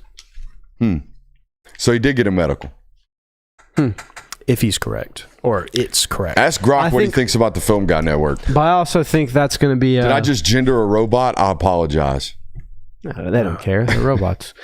I don't think that... But let's go back to this McCray thing. Yes. You'd have to imagine Georgia is also anticipating this being a one and done, right? Like they kind of need it to be. I don't know. I don't know what they're expecting. Well, it goes back to the whole. You have to give the younger guys to development of the future. And we've seen this before. We've seen them do this plenty of times. And I'm not going to name specifics, but there's been, hey, thank you for playing for us. You've been great. We love you, but you're going to go to the NFL draft now, or you're not going to have a spot on this team. And I don't want to speak for them, but I could very well see that happening in this instance. I feel like running back, though, is especially one of the positions at Georgia where no matter how much backlog there is there, they continue to hold on to players. Now, I know that Branson Robinson just entered the portal and Andrew Paul entered the portal last year, but as far as like what feels like guys that they feel like they have to keep on the roster, if they feel like they have to keep you, it doesn't really seem like they lose. You seem like you got a name that bucks this theory. I don't want to speak on it because I don't know if it's correct or not, but was this not what Dejon Edwards was? In terms of what? I very vividly remember after the 23 season where they were asking running back, like, was the option for you to come back to UJ, like, even there? And he was like, no. Oh, I talking about when I think he was talking about years of eligibility remaining, though. I could be completely misremembering. Because he would have been 21, 22, 23, and 24, right? It felt like he played his entire career out. No, he would have been on that 20 team. So he could have gotten an additional COVID year. But you're right. It has been in years prior, they've been like, thanks, but no thanks. I think Nate McBride was a situation like that. Yeah. You know? But there's not a ton of them. I don't think this one would fit in that category. I mean, hell, if he rushes for 700 yards, You're gonna take him back we'll take you back. Yes, sir, please. But who knows? That was just kind of my thought of this. Is like, is this like Georgia coming in and saying this is a 1-year thing for us? And I don't want to put any speculations out there. I'm just kind of wondering myself, but I don't know. I'd want him to be one and done. I'd want him to have such a good year that it's like, appreciate y'all for having me. He has 1 year anyways. Oh, so it doesn't matter. Just looked it up. So we just wasted 5 minutes of people's time. Grok's an idiot. So sorry. Well, apparently Grok also said 1 year. I misremembered, and then I officially Googled it, and Yahoo Sports is saying it's the 1 Film year. Guy Network, led by Brooks Austin, is a sports media platform focused on college football, particularly Georgia Bulldogs coverage. It's a podcast and YouTube channel delivering detailed film, I would imagine. Well, I'm just reading. No shout out for the dweebs, huh? Nope, doesn't matter. Not a bad little shout. Not a bad little description of what we got going on here at the Film Guy Network. Let's just do that for the rest of the show. Let's just type in prompts for Grok. Grok, what's your take on what's left in the portal for Georgia? I'm just kidding. Their recruiting strategy pops up every year. Mm-hmm. Now, they swear, all these years I've been giving them shit about this, they swear it's not the case. But they're liars. They're just lying to me every year. Oh, we don't do momentum-based recruiting. They just happen to line up with one. Okay, coach. Because they do it every single year. They did it last summer, had 7 commits in an 8-day span. Every summer it happens. Every summer this happens. And now, this is the first time I've seen them do this from a transfer portal standpoint. I did not prefer this. Yeah, I would imagine. I didn't either. I didn't prefer this at all either. I thought we were going to have a cool Sunday evening. And then all of a sudden, bang, bang, bang, bang, bang. Now, normally on the high school circuit, we got these things prepped. Yeah. We get intel on it. We kind of got the lowdown. Hey, be prepared for this. For some unknown reason, Georgia's treating transfer portal information like the goddamn Morse codes or nuclear launch codes. Like they're treating these things tight-lipped as humanly possible, not letting any information come out. The only information they're letting come out is from agents, to which I want to say this. You Georgia coaches listening, and I'm going to put my hat on nice and professional so when I address you, you don't think I'm being a jackass, even though you're going to think I'm being a jackass right now. You cannot get mad or you cannot get upset with media members reporting your supposed interest about other players when the only source of information right now is coming directly from agents. So if you don't like the information that's out, then blame it on the agents. Don't blame it on the media folks because you're not talking to us right now. You don't give us any details on this stuff. All right. So if you want to be all tight-lipped, you can't be upset when you don't like what the narrative is about your program out in the space about who you're interested in or who you're not interested in, who you're having visits on campus, who you're not having visits on campus, because you guys want to be all super secretive about it. Sorry. I had to get that off my chest. And you know who I'm talking to. If you're listening to this right now, you know I'm talking to you because I've already let you have it. All of you. Go ahead. I'm not really sure how to follow that one. There's nothing to add. But it was funny. I thought what was funny about it is Elo gets an official announcement. Like, he gets the whole graphic made, all that stuff. Notifications are going off. Well, Hey, go dog. So I'm writing the article, and then a text gets sent to our group chat. Thank you, Gage, for sending the text in the first place of, oh, by the way, 2 others just happened to commit at the same time as well. So, yeah, 3 commitments at the exact same time. Never seen that before. Apparently, they were all on campus this weekend because I got word that McCray was on campus. So I text the source inside the building, sources inside the building, and say, hey, is this true? I don't know. A bunch of them on campus. I don't know. Could be a lot of them. Could be a lot of names on campus. What serves them being so quiet about this? The same reason that we were just talking about Tennessee or in the National Hour. Just do it no matter what? Yeah. Just be treat it like the FBI and the CIA. If you do it all the time, you don't have to worry about a mishap. I think it also discourages members of the media from constantly going and being like, hey, I mean, like, you've been in the media rooms when they're asking Kirby questions. There's very clearly like chatter amongst them before they come in, and then Kirby comes in, it's like they're all sitting on their hands because they know even if I ask this question, it's not going to get answered. So I mean, they've definitely created that narrative. Like you said, the adverse of that is when outside leakage happens, because I mean, we live in an information world. You're not going to be able to keep everything sealed tight. The narrative gets steered, so you got to deal with it. I do love, though, during every summer this happens where I feel like we get to like the middle part of June, Georgia, and everybody's like, whoa, Georgia has 9 commitments in the 2026 class. What's going on in Athens? Everybody else is picking up steam, building up momentum. What's going on with Georgia's recruiting class? And then it seems like as soon as like that final week in June hits and that first week in July hits, there's like 14 commitments all of a sudden. Yeah. I mean, we did it on this show. We're like, hey, the 20. We even prefaced it with, "This is going to sound stupid in 6 weeks." Yeah, like the 2026 classes look a little thin. Little here, guys. thin. What's going on? 5 commits as of today. And again, like I said it then, I was like, I'm not even going to comment on this because we all know that what's going to happen. Like Kirby Smart, as long as he has been the University of Georgia head coach, with the exception of the first year that he was there, and I think even then, has not failed to sign a top 3 class. I think it was 4 last year on 24/7 composite. Yeah, I think they barely fell out of it. Who cares? Has not failed to sign a top 5 class. Yeah. By the way, why is that? Top 4 just doesn't sound as clean as top 5. I mean, it goes. He's never fallen out of the top 4. It goes in increments, I guess. Yeah. Because I feel top like 3, top 5, top 10. Well, when you're saying top 4, you know they're at 4. Like if you say, hey, this team's a top 4 team, it's because they're 4th. That's why you're saying that. Where if you say, hey, they're top 5, they might be 2, they might be 3, they might be 4. That's how I view it. Isn't there supposed to be a big commitment announcement at the start of May? Yes. May 5th.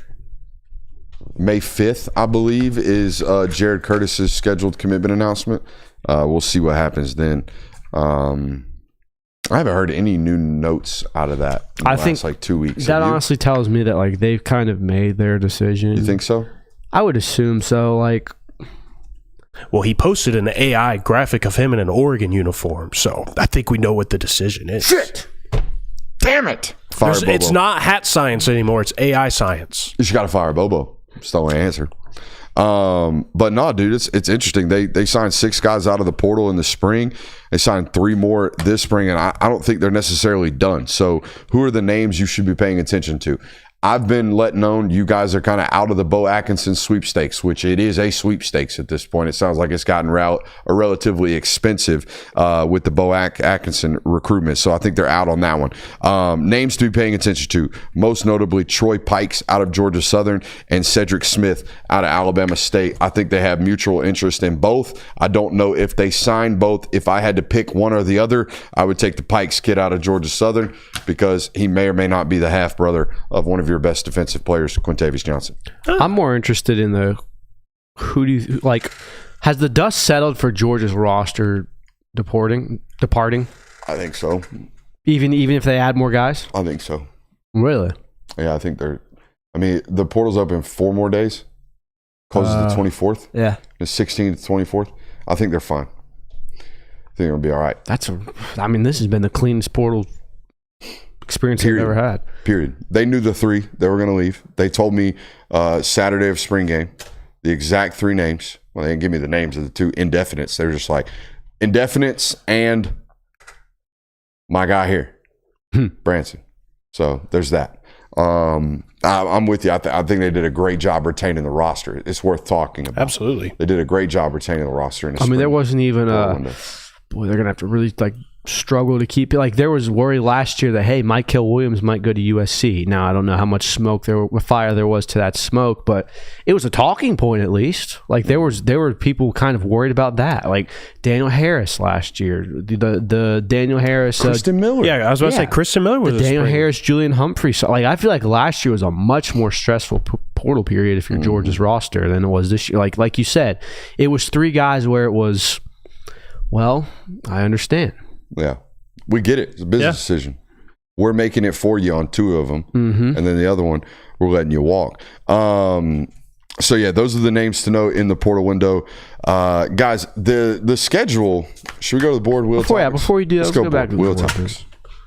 Don't neglect the board, dude. Even though a tease, I do think the schedule got made a little bit easier. I would say a lot easier this week because of the news. All right, let's hit this wheel topics right quick. Take a vigorous swig of this here Dasani. What kind of water guys are you? You're a liquid death guy for some random reason. I'm a tap water out of the plastic bottle guy with the Dasani. Are you an Aquafina guy? I'm a. Would you rather? Yeah, I think so. My bad. What's up? You're a Dasani guy? Well, I recently acquired a fridge that disposes water out of it, so I'm a plastic water bottle water from the fridge. I'll also put this on record. I'll drink any water. Water is water to me. I don't give a shit. I just like Liquid Death because I get the free cans. And the cans are cool. Free can? You paid for the can. Nothing's free, Kirby. No, I get free. Oh, you paid for the water? No, they're given to me. Oh, you got a Liquid Death plug? I have a Liquid Death plug. I mean, we could be out here sponsoring Liquid Death. Where's your Liquid Death plug at? Don't worry about it. Is he that big of a plug? He got connections? Don't worry about it. Or he just out here supplying? Who said to he? 2018 SEC Championship? Yes. I had to put a loss in there every now and then to talk these up. This is the LSU debauchery? No, this is the Jalen Hurts comes in to save the day for the second. It's fake punt game. Oh, that's what it is. I'm gonna let you guys cook because I wasn't even covering the team here. I'm gonna be honest. I don't remember this one that closely. You brought up a point which had this play actually turned out the way that you had said it should have, who knows if it actually ends up in Georgia's favor? Because I think Justin Fields was tanking personally. Oh, shaving points? I think it's shaving points. Oh, shit. Hey, my sources tell me that they coached that thing up all week, and if you got this look, we're not running it. If we got this look, we are running it. They got the look, but they're not running it, and he ran it anyways. He just couldn't watch Jake Fromm go back to the college football playoffs. Just couldn't do it. Man. Well, anyways, you brought up saboteur. Because of the fake punt, there was a play that kind of gets overlooked a little bit. Now, again, this play may not actually end up meaning anything for Georgia. There's very little time on the clock as the final drive of the football game, but it might have given them a better opportunity than chucking up a Hail Mary at the end of it. So obviously this is all out. This is late in the fourth quarter. Jalen Hurts has had his miraculous comeback. Alabama leads 35-28. There's basically a minute left. Georgia's driving down the field. They get to about the 50-yard line. It's a 3rd and 7. There's 10 seconds left. And Jake Fromm throws up essentially a Hail Mary to Riley Ridley, who gets absolutely mugged. Obliterated. In double coverage. Like, mugged. And I remember watching this in high school and saying, oh, pass interference. I stood up and walked to the kitchen thinking, because there's going to be time in between. Nothing ever happened. No pass interference. You probably don't remember that play. Go back and watch. But this was probably the biggest waste of the best Jake Fromm game of his career. Yeah. He was on time with this. I remember that. It might have been to Riley Ridley, that corner touchdown in the end zone in the third quarter. Like, he was so on point in this game, and it all went to waste. And again, this was the classic. Georgia was handling them in the first half. DeAndre Swift had a touchdown. Josh Jacobs had that weird fumble that ended up being a touchdown because he recovered in the end zone before J.R. Reed got it. J.R. Reed had an interception. Like, things were going so well for Georgia. Tua Tagovailoa sprained his ankle again. Had to come out. Jalen Hurts comes in and scores, I believe it's 14 unanswered, maybe even 21 unanswered points. I don't remember. Yeah. Saves the day. All that fun stuff. Georgia is not a playoff team, and we all know what happened against Texas in the Sugar Bowl after that. But Just another one of these nostalgia games that sucks to recount, but I feel like it's good because it does remind you of certain things about the teams of past. You need a reality check every now and then, you know? This was certainly that, but also at the same time, a very good game. Very good game. Very good segment, boys. Thank you. Very good segment. We'll remove that one. Where do we want to go next? Go to actual topics? We'll spin it again. We'll spin it one more time. Hey, let's test our luck, huh? Let's spin this sucker again. Let's see what we got. We want to get a punishment on here every once in a while. Ooh, we can add punishments. I don't know. Trivia? Trivia. I was Trivia? typing it from over here. I You couldn't look read. like me on an article Sorry. right here. You're going to have Oh, somebody in the mentions telling you suck. Can't believe you're right. I type like you actually write with your hand, I guess. Go ahead. South Carolina was the last team to defeat the Georgia Bulldogs in Sanford Stadium. That was the 2019 overtime game. The day I got married. Congratulations. Happy anniversary. Who was the last team to beat them before that in Sanford Stadium? Georgia Tech. Georgia Tech 16. I was there as well. Let's go. So that would have been the last football game I attended as a non-media member at the University of Georgia. A loss to Georgia Tech, and the last home game I did not cover entirely is the last home loss to South Carolina. Wow. Yeah, your boy's kind of tied to success. I ain't gonna lie to you. Interesting. Yeah. Another one of those games where things were going well and they stopped going well and Georgia lost. Love that. No, you don't. You No, I don't don't. love that. You're right. I don't love that. Where were we even at in the show notes? We were about to. We're about to do discuss- Purdue? Or no, we're about to do the schedule getting made a lot Yeah. easier. All right, let's talk about that. So obviously, Before we do that, though, Come on. can we acknowledge the fact that we're going on 9 years and you have watched 4 losses in Sanford Stadium as a Georgia fan since Kirby Smart's taken over. that ain't bad. 9 years ain't bad at all. and 4 losses. I think I've only covered 3 losses in 6 years or something like that. Well, you covered 3 this year, so that's not possible. I don't count a couple of them. All right. I don't know what They just don't count. I don't know what your counting is, but that's all right. Moving on. That sucker is not clean. It's got some marks on the top of it. RIP. By the way, RIP the Revo Speed. I mean, this thing, Just got outlawed by the NFL. This thing was an elite football helmet, and honestly, I didn't go into the old school leather chin strap until the last year of college, and I wish I'd have rocked it the whole entire career because it's so much more comfortable. I was always afraid of it because, like, it's not a real chin strap. Yeah, if you get hit in the chin, broken jaw. Mm-hmm. Good news. Never got hit in the chin. Yeah, I mean Lyman. And I don't really have one, so Lyman, that yeah. helps. Linemen don't have the propensity to like have their head up ever to where they're going to get Got a little contact like deuced that. on this thing. A little dusty. Oh, that's Mars Hill for sure. Did you count, or do you recall where your helmet marks were? Nah. My dad used to, like, at the end of every game growing up, we'd bring the helmet over to the side, and he'd be like, "Oh, that's a big one." I said, "Oh, look at that. That one must have been that play." Like, Dad, that's the concussion number 1s and 2s and 3s over there. I don't think that ever happened. I think if my mom saw we me, love head trauma. if my mom saw me doing that, she'd make me quit football. We love head I trauma. had to lie to my mom about getting concussion because she would have made me quit. Took the SAT with one. My first one came at Joe's Crab Shack when I was 7 years old. You got a concussion at Joe's Crab Shack? Had the whole rigmarole. Woke up with my mom like, "Oh my God!"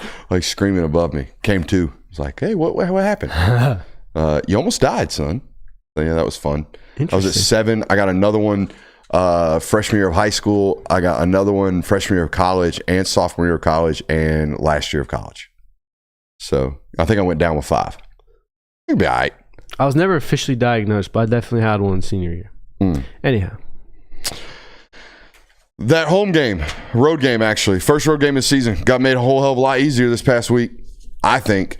I think game 3 going to Knoxville and facing off against Tennessee and Nico just got made a whole hell of a lot easier when it might be Jake Merklinger or my man Joey from UCLA and App State. I mean, that was like the only thing really that felt like kind of maybe made Georgia fans a little scared of Nico's a returning starting quarterback in the SEC, whereas Gunnar Stockton is going to be a first-year starter on the road in this type of environment. Now, of course, Neyland Stadium as a whole kind of terrifies you a little bit, and the fact that it is still in a vacuum Gunnar's first road game. The game got easier. Yeah, I will say this. I don't think it's as easy as people are saying, though. No, but there's two different types of Tennessee fan bases. There's the Tennessee fan base that with Nico goes in there thinking that we expect to win versus we have aspirations to win. Yeah. You see what I'm saying? There's a total difference between the vibe of that stadium. They're gonna be loud. It's Neyland Stadium. It's one of the loudest in college First football. conference game. First conference game. It's gonna be sold out. It's Georgia in town. It's gonna be a raucous environment. There's a different kind of pregame vibe when that student section that's literally pinned up in the warm-up section of the Georgia Bulldogs. It's a total different vibe when they have aspirations to win versus, we're going to beat these some bitches today. Yeah. It's two totally different Here's vibes. the problem. I don't know if you've talked to or been around many Tennessee fans. Most of the time, they convince themselves that they're going to win. There's that one rare exception where it's like, we might not do it. They are better teams. Probably not going to happen. But come game time, they're usually like, we got this, boys. The Vols are going to take a bite out of everyone's ass. It says Nico, Pico, or Rico, UGA by 50. Oh, man. But I think that we're kind of discounting the fact that this is Gunnar Stockton's first road start. Yeah. Well, I don't think we're discounting that as, again, just purely saying a team lost their starting quarterback. Again, and the game absolutely It made the chance of coming out of there with a W a whole hell of a lot easier. Like you feel just maybe a smidge much better about going and playing Tennessee now. The game absolutely got easier, but I think like the avenue for winning, this is always going to be a defensive struggle. This is going to be a game where you're going to have to weather some kind of storm. You've had to do that basically the last 3 times you were there. Well, you didn't have to do it in 2020 or 2019, but I think you kind of did, actually. I mean, there was a period in 2019 where they were leading. Like, there's always some sort of storm that you have to weather in Neyland. And it's going to be how well can Gunnar Stockton do that. And if they go out week 1 and beat the shit out of Syracuse with this new quarterback, they're going to be on. It happened with NC State last year. They're going to be on 10. Anyways. I think we are forgetting the absolute insanity that Tennessee fan base people have.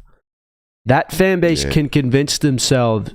That fan base convinced themselves that the 2022 Tennessee Volunteers were better than the 2019 LSU Tigers off of a Alabama victory and an LSU thrashing. I mean, had it not rained in Athens. Yes. That daggum rain. Had it not rained. The damn rain. They've been national title contenders. Don't talk about the South Carolina game, though. The damn rain that came in the third quarter when we were down 3 scores. Don't talk about giving up 69 to South Carolina. Don't talk about that. I think, too, though, like if you think back to... because Hendon Hooker tore his ACL. Yeah, but don't talk about it. When he was down 20. Don't talk about it. I think, too, though, if you think about last year's Tennessee game of... the only thing that kept Tennessee somewhat in that football game, well, I'm saying last year. Oh, yeah. Last year. Like, kind of matching up what maybe you're going to see, what you would have seen next year with Nico at quarterback is... I thought Nico's athleticism was like the only thing keeping Tennessee in that football game. Like defense. And their defense, but I'm saying like offensively for them to keep sustaining somewhat of a drive, it was him using his athleticism and whatnot. You're not going to have that with whoever's your starting quarterback this year. Probably not. But again, go back. Let's just do quick from 3 off the top of my head. The 2019 year was a night game with Jake Fromm. Tennessee led early in that game. It took a George Pickens touchdown for you to come back. 2021, Tennessee scores first. I think it was the first time Georgia trailed all season in that game. You had to rely on James Cook making a couple big plays for you to take the lead there. Obviously, we know what happened in 2023 with the 95-yard, 75-yard touchdown run, first play from scrimmage. Like, you always have to weather some sort of storm, with the exception of 2017 when you just went in and killed them 41-0. There's always been some sort of storm to weather in Neyland, and it's going to take a while for Gunnar Stockton to figure it out, I think. I think the good thing, though, is that Gunnar already has had to weather a storm before in a major football game in this conference, in the SEC championship game. Very true. You threw a crucial interception. A horrible interception. One that almost went for dang near 6 the other way. Should have. If you block Oscar Delp, you dumbass. Yeah. You win that game. Lock the fuck in, man. Bro was doing the Bro was totally not locked in. Already And had it was to Lawson go. Lucky, by the way. Oh yes, it's Yeah. lost in luck. Yeah. My apologies. Already had to go through like the ebbs and flows of like a crucial tight SEC matchup. Now again, this is not in Neyland Stadium. This is not on the road. It was in a 50-50 environment, really probably a 60-40 environment in Mercedes-Benz Stadium. But at least there's some type of experience there of trying to figure things out on the fly. All right, so this conversation about the Tennessee matchup becoming slightly easier, still a difficult road game in this conference, led us down the path of talking about which contests may have gotten more difficult or easier during this spring practice window and spring portal window, which led me immediately, first thought process was, I think Alabama is much tougher now than I did in January because I think they actually have a quarterback that's going to run DeBoer's system. Yeah. Like they're actually going to be able to throw the football this year and do it in an explosive manner and in a challenging manner to stop. And that's totally different than they were last year. Last year it was, can we run for 300 yards today? If we can, we're going to beat you. If we can't, probably not. Yeah, I mean, Alabama's definitely one of them. I think, and I don't want to steal anyone, so I kind of took a more obscure route. This isn't necessarily a spring portal window, but I think Kentucky losing Barry and Brown and Dane Key made them much less. And you're not in Lexington. Yeah, that too. Where you always struggle. That too. I think that made them much less of a weapon-based offense for you. Kentucky's going to be a tough team to watch. Every time Kentucky comes down to Athens, you can just guarantee Mark Stoops is going to have a 15-play, 18-minute fourth quarter drive just to cover the hook on the spread. Always. Yeah. Always. Dude, that Every 2021 drive. Bro, both of them, 2021 and 2023, were just like, buddy, clearly you had Kentucky minus 17.5 today. Plus 17.5 today. Dear God.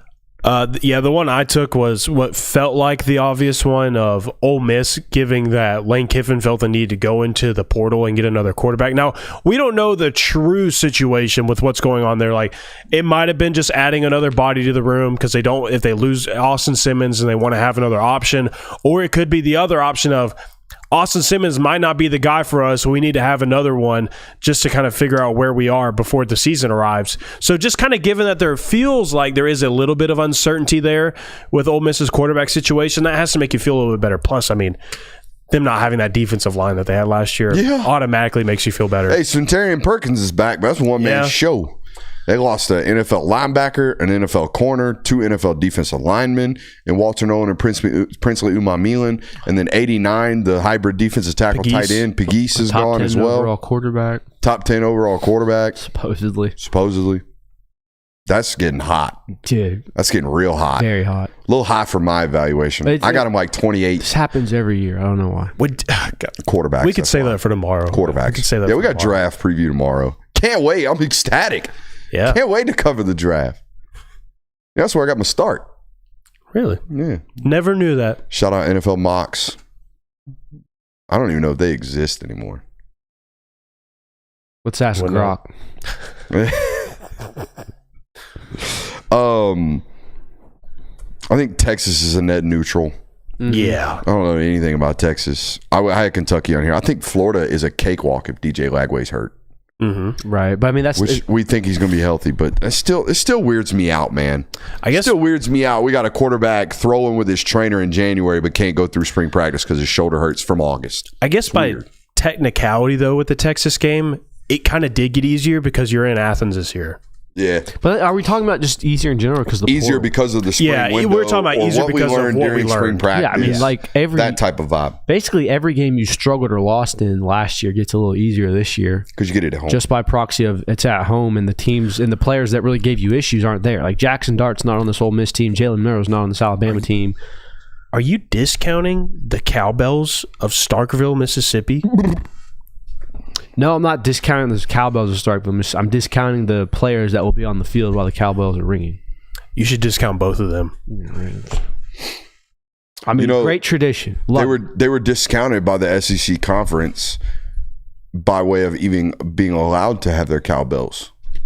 Yes. That was the SEC saying, your stadium's not loud enough without the antics, so we'll allow you the antics. You guys suck. We'll you know let you have we got Texas fans. You know how I know this rule exists?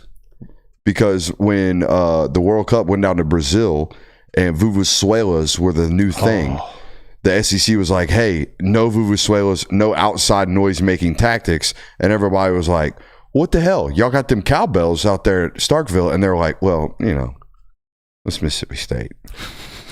Leave them alone, all right? They've been through enough. That's Mississippi State. That is kind of crazy. But it is. They love those cowbells, dude. Need more cowbell. Always. Honestly, I like it.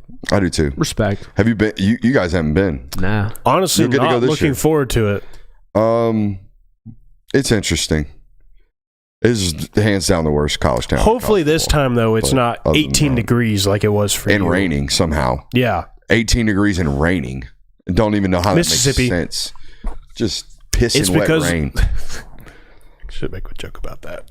Apparently, Splendid Daddy's coming for that ass. He Looks paid like $2 he's to let what? us It's a know. Texas fan. Yeah, Splendid Daddy, formerly Sugar Daddy. My man eating Sugar the Daddy's fooger. what? This is my man that's eating the fooger. Remember? Oh, I know. but Yeah. He say he's coming for that ass. Look him. I mean, he's talking. I suppose this is a Texas fan talking shit, but hey, man, Oh yeah. we're hook just 'em. unbiased media members. We don't care. Yeah, we don't care. Thank you for the $2. Thank you for the $2. Thank you for the $2. That will certainly be. Should I do it too? Do it, dude. How does that make you feel? How's that Sugar feel? Daddy? 15 yards. Go. Sorry, Splendid Daddy. It's been a slow show. It's been a good show. I like it. get a little What I reveal. don't like is what the hell Purdue's doing right now. Have you seen? I don't like this. Okay, you know why? I like the idea of taking players from Georgia that maybe they're good football players. They just couldn't crack the lineup. What I don't understand is taking every scouting miss that Georgia's ever had and bringing them to your roster. That, to me, seems a little bit questionative. Okay, over the last 2 seasons, the Purdue Boilermakers have signed Nyland Green, Denylon Morissette, CJ Smith, CJ Madden, Nitro Tuggle, and Michael Jackson. Ladies and gentlemen, they have signed 4 wide receivers from the University of Georgia who have a combined 14 career receptions at the University of Georgia.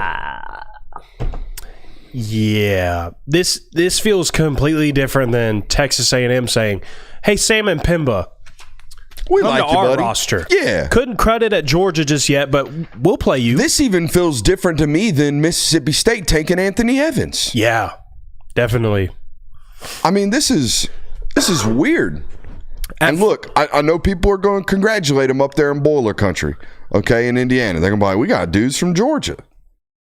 No, he didn't. I think the only one that's up there really making anything happen is CJ Madden right now. Yeah. He was like playing the good only one stats. from when I was tracking it of like, oh, I mean, you're actually doing some work. The up wide there. receivers have a combined 200 yards at Denylon Morissette was also Purdue. the one that had that horrendous moment last year with Yeah, it was pretty bad. catching the ball out of bounds, not knowing where Yeah, it it was pretty was. bad. It's pretty bad. Let's be fair here. What is the other alternative for Purdue here that we're like, Oh, I don't know. damn good strategy, this is going to work for you?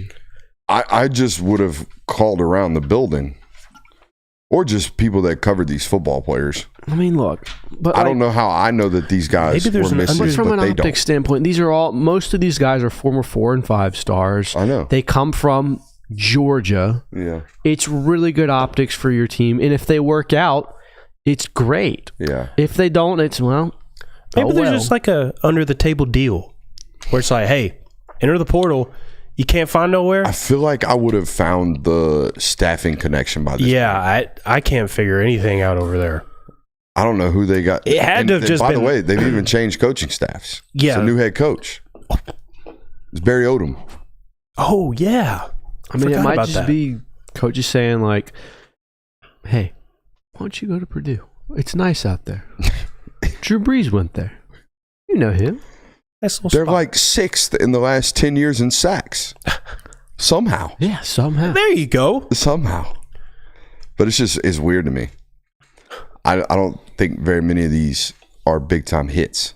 Probably not, but I mean, again, this isn't a team that is routinely competing at a high level. Like, I don't want to make this episode about shitting on Purdue, but it's No. also like, this isn't a team that's trying to make moves to move up in the world. This isn't a team that's competing for conference titles. It's a team that, hey, here's a name and a brand that is very recognizable that we can get on our team, even though they haven't really given a lot of production at their school, even though they might not be necessarily, what we think they are.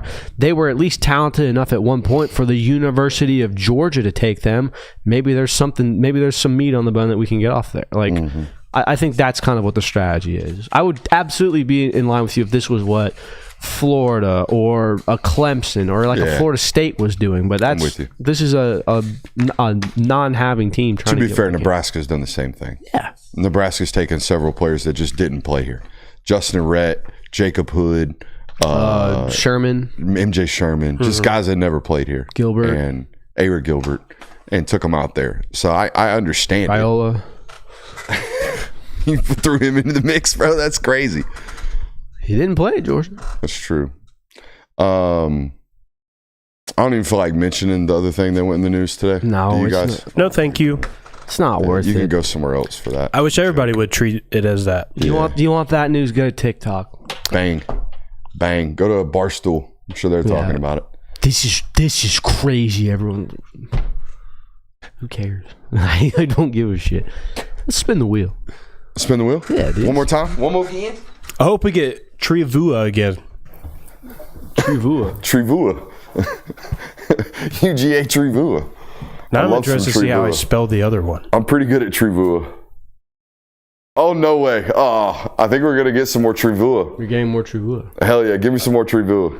Spelled it right that time. UGA Trivua. Who scored the final touchdown in Georgia's 65-7 victory? Branson Robinson. It was Branson Robinson. Bang! I need to get harder trivia for that. Actually, you know who scored the last point there? The backup kicker, right? No. Branson Kendall Milton with the Hot Wings. Oh, Kendall Milton scored the biggest score in that, bringing the Hot Wings over to the offensive lineman. That was hella. Is that one of the biggest flexes? We are beating y'all's ass. We're eating Hot Wings in the national title game. And we're Georgia, by the way, where our head coach will flip his gasket if we do shit like that. Yeah. And we're beating y'all that bad where we don't even give a shit if coach gets mad. I mean, bro, they had. And that wasn't even a guy that was like, I'm about to be off the roster. So if I get cussed out by Kirby, he would coming back. Yeah, he was back for another season after that. Their quarterback a timeout standing ovation, take a curtain call in the third quarter. That was crazy. Just be like, hey, here's a timeout to let Stetson Bennett walk off the field and the fans cheer for him. And by the way, we're going to do it in another 2 minutes to let all the defensive stars there leave. And by the way, we're in a covered arena, but it's raining in LA. Yeah. You don't remember that makes sense. Yeah, I wasn't there for that. There's a canopy with holes in it. Canopy with holes in it. So when it rains, you still get wet. Yeah. There's a whole portion of the stadium that was getting rained on in a stadium that's supposed to have a roof. I think the best story from that national talk, considering that was the first time I'd ever gotten credentials, but being in the box, and this was the most this was this game in a nutshell. And I won't say anything about this person other than this person was in the press box directly next to me in Brooks. This person wrote for TCU, and by halftime, he just completely shut his laptop and quit working because he felt like that game was no longer worth covering to him. Guess whose boss has got a phone call? I'm sure. Look, I'm not commending that or anything like that. I'm just saying, that just was that game in a nutshell. This isn't even worth doing work over. It was the same guy that when his colleagues came over and asked what he was doing after the game, he said, I think I'm going to go back and drink because I'm depressed. Was that him? Same group. Also had a TCU sorority pin on his chest in the box with the team shoes on. Yeah. Let's give these boys a pass. Bro. If you go to a school like TCU and your team goes to the Natty, look, I don't hate on the team shoes or anything, but you're at a national championship. You can at least keep button the laptop the shit open. up. That's all I'm saying. Button the shit. Give a final recap. I mean, nah, dude. If you that's the Cinderella story of all Cinderella stories. I respect TCU and the Natties is Cinderella story of all Cinderella stories. Imagine this. This guy's okay with people not working. Fuck, God damn it. Hey, when's your next vacation? I don't know. You want to plan one? We can go together. No. I want to work. Oh, man. What a good show. Appreciate you guys for being here. We'll be back tomorrow. Got another film study coming up tomorrow morning. Got to be live here tonight or tomorrow night on the network as well. 8 o'clock, 10 o'clock. Appreciate you guys for being here. I love you.